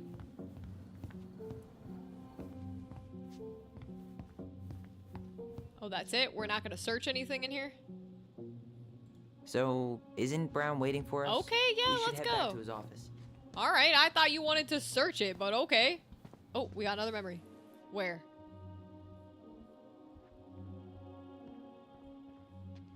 It went away. So it's in here. Where is it? Where is it? Where's the memory?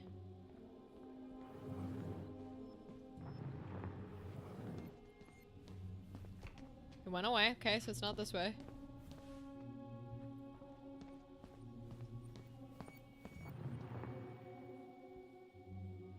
It's happening around here.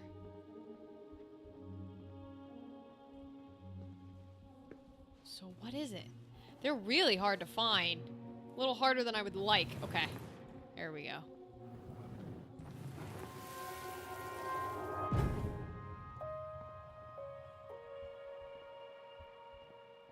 Why did you separate us? Is Ollie okay? Ollie's just fine, honey. They're all in the other room having cocoa. Everything's gonna be okay. I need to ask you a few questions now. Come with me. I love her like yawning while this is happening.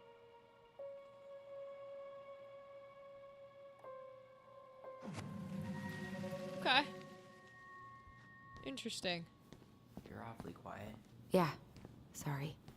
All right, let's Trying go talk to deal, him. But it's a lot. Hey, Chief sorry Edward that Brown, took here so we long. go.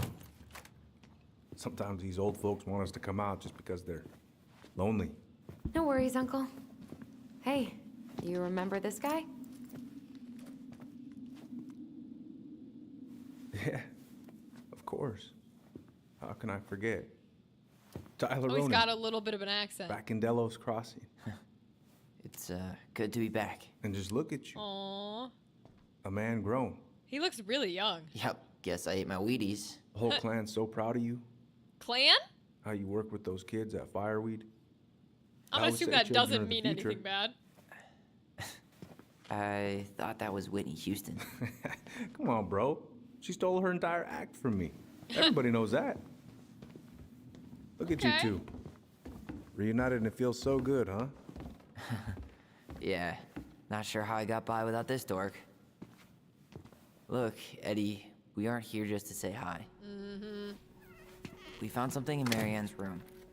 Things aren't really adding up anymore, and we've got questions. Oh, yeah? Ooh.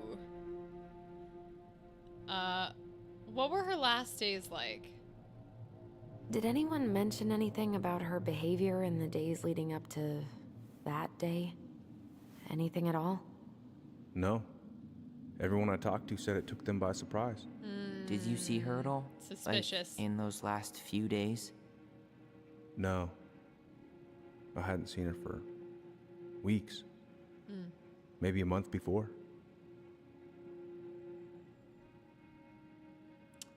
Marianne worried about something? Did she mention anything about us that might have been worrying her? About Tyler in particular? No. She dealt with those kind of worries all on her own. Kept the Yeah. rest of us at arm's length. That's what we've heard. I see. I will tell you one thing, though. Your mom. Never knew her to hate anyone for being unconventional. Yep, we know. Usually, We're aware. it's the other way around. We must have missed something. Thanks, Uncle Eddie. If you want my advice, nothing good comes from stirring up old memories. Uh-oh. I don't know why we don't couldn't really look have a in her choice about computer. that. There's 'Cause always we a know choice, the son. password. I know sometimes it doesn't seem like it, but there is. Can we take a look at her file? Maybe we'd see something you didn't. Her file? Her case file, her police Yeah, file. you can't do whatever that. call You're it. not You a police keep those officer. pretty much forever, right? We do, but I can't just pull it out right here, right now. There are procedures. But you're the chief. Which makes That's it even not how that more works, important Tyler. that I follow procedures. Look, Chief Yeah. Brown, are you gonna help us? Or are you Dude. gonna be a cop about Tyler! this? Relax, bro. No, it's fine.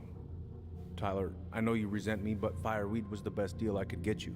I'm not mad about Fireweed, but I may be a little salty you kept my sister away for 7 fucking years. Oh, Jesus. That's what this is about? Look, that was the court's recommendation. They're the experts. I just went along. Yeah, sure you did. Trust me, son. We all believed that what happened that night was self-defense, but we couldn't be sure. I can't believe this. Look, we couldn't be sure, okay? I was trying to protect you both. Yeah, So I'm you not still sure not sure? anymore. What? You still think keeping us apart was the right call? She was traumatized. We needed each other to heal, and you took that away from us. So why didn't you let your sister visit when you turned 18 Uncle, then, huh? please. He's Let's move right. on. She's never gonna tell you how much that hurt her, but it did. That was about me. It wasn't about her. Allison gets that. And 3 years is nothing compared to 7. Right, 3 Allie? years is still a lot. Oh no! Oh no! I'm gonna side with Eddie because I think she would side with Eddie. Eddie was just doing his best to protect me. Ooh, they might not like that. To protect his family. I thought I was your family. You are, You are. kiddo. 7 years apart didn't change that. 10 years apart didn't either. But Eddie's family too. Look, we've all fucked up. We've all hurt each other. Yeah, you kids are lying about something. Isn't that what family's for? Can't we just move on? Sounds like the right call. Times like this, I wonder who raised who. We're gonna stay the night at the old house. We better get going. You want to grab a bite first? I want to look It's at on her me. computer. Did I Don't want to miss send you out it? there with empty stomachs. I would not turn that down. Okay, let's go.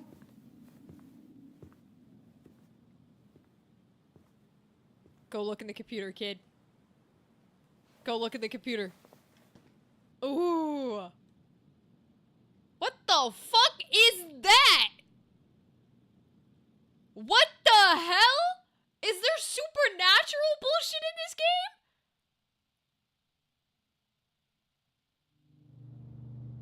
game? What is going on? I thought this was a normal, oops, I killed my mom because she thought I was a boy. The hell? Spooky indeed. What the fuck is this game? Allison!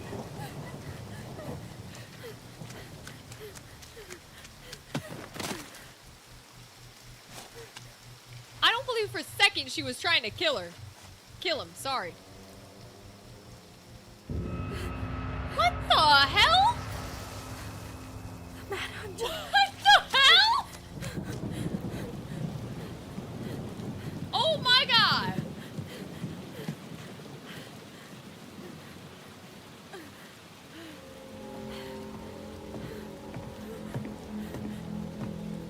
Please, Mom.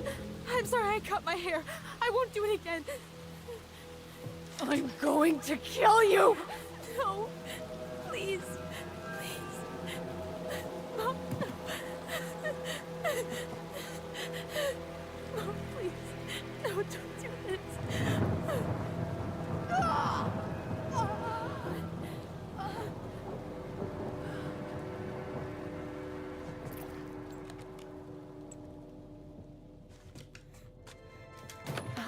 Oh, Allison killed her. Oh. Oh, that's what they lied about. Oh my god.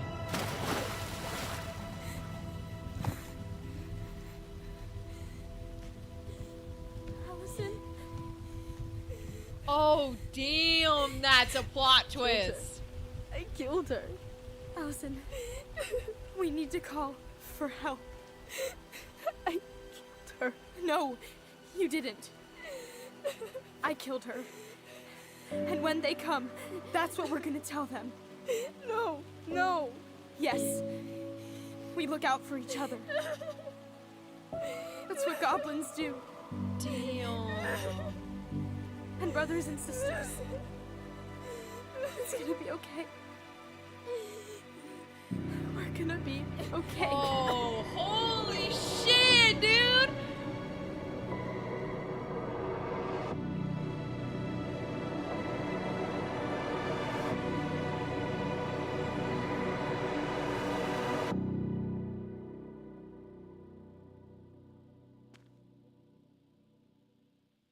Whoa. Is that where the chapter is done? Holy shit, dude. That's crazy. Ooh, we get to see our choices stats. Okay, first of all, I'm going to say that was wild because it gave us two plot twists at once. First of all, it was Allison that killed her, not Tyler, which I was not expecting. I did not see that happening. Secondly, there's fucking supernatural, like the stories are real? No, what? She wasn't insane. She's not mentally ill. Bro, there's fucking demons haunting their house. What the hell? Like, that was the craziest plot twist I've seen. It kind of makes me want to keep playing. I gotta be honest. Because I thought this was just like a normal, emotional, like, oh, we killed our mother because that's a drama hook. But okay, apparently there's actually supernatural bullshit and now I'm invested. Because that's crazy. Now, I would be upset if I bought the game, played the game, and it turns out there's not supernatural craziness. It's that she was psychosis. and it's just like in the DNA, so the kid has it too, right? Like Tyler also has psychosis, or whatever it is. That would suck because but this game, I have to give this game credit for as much as I don't necessarily care for like Life is Strange. This one did the thing that I love when shows and movies do, which is where they bait you in with a completely different idea and a completely different concept and a completely different energy, and then they go JK and they flip the script. That's one of the reasons I love Midnight Mass, is because they bait you in as if it is a religious tragedy, an emotional religious tragic deep dive show, and then like 3 episodes in, spoilers, they go JK, we're a fucking vampire show. Like, it was amazing. So I have to give them credit for this. Okay, let's look at our stats. Allison was happy that Tyler accepted Eddie's peace offering. 74% accepted the ring, 15% refused, and 11% threw it in the water. Okay. Those stats make sense for a video game. Allison was delighted to solve the princess riddle with her brother. I'm surprised 20% busted the door open, but I guess some people don't like puzzles. Tyler felt supported by Allison's trust at the store. Ooh, that was a 50-50 split. So people must have really liked this plot twist, because it's a 50-50 split whether they believed that Marianne was doing the bad or if they believed that it was Tessa. Wow. Tyler sensed a rift between him and Allison when she sided with Eddie. Ooh, we're in the minority for siding with Eddie. Ooh, sorry, baby boo. Sorry, baby boo. Ooh, geez, indeed. Tyler protected himself against Sam's aggression. 55% called out Sam and 45% didn't call him out. Oh, interesting. I don't remember getting this choice, but that's an interesting stat. It's 50-50 again. It's been very shocking, Kimberly. Tessa opened up about the twins to the twins about Marianne. Whoa, you cannot get an answer? Wait, that's actually really... I think that happened to us at the police station. 47% learned the truth. I will bet we're going to get to the police station stat and we didn't get the answer because I couldn't figure out how to get into her computer. Eddie felt validated by Allison's family plea when she sided with him. Ooh, 30% sided with Eddie, sorry. Oh, but there's no you missed anything like there is with Tessa. Okay, so we might be okay there. But that's not a lot of people who got the truth. Holy shit. A lot of people just antagonized her. Damn. All right, y'all. That was pretty enjoyable. Oh, we're getting a cutscene. So what now? Well, he's obviously not going to give us the truth. So I say we go get it ourselves. Wait, you're not seriously thinking of breaking and entering a police archive? Hell yeah. Go big or go home.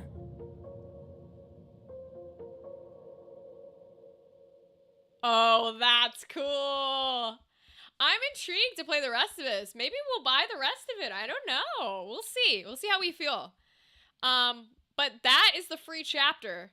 I know it was Allison, Kimberly. Isn't that crazy? That's really, really crazy. It informs a lot more of our choices too, where I'm like, I don't know about that.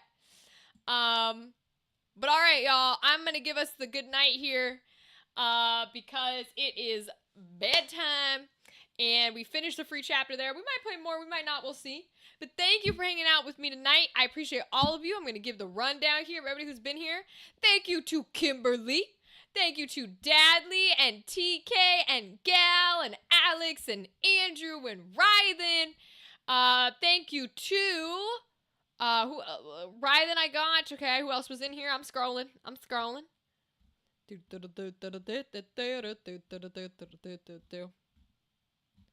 I think Lily stopped by on YouTube. Oh, Aurora. Thank you to Aurora for stopping by. And I think that's all our lovely folks here. So I hope y'all enjoy the night. Have a good time. And we're not going to raid out tonight. We're just going to call it a night. So goodbye. Have a good night. Bye-bye, Dadley.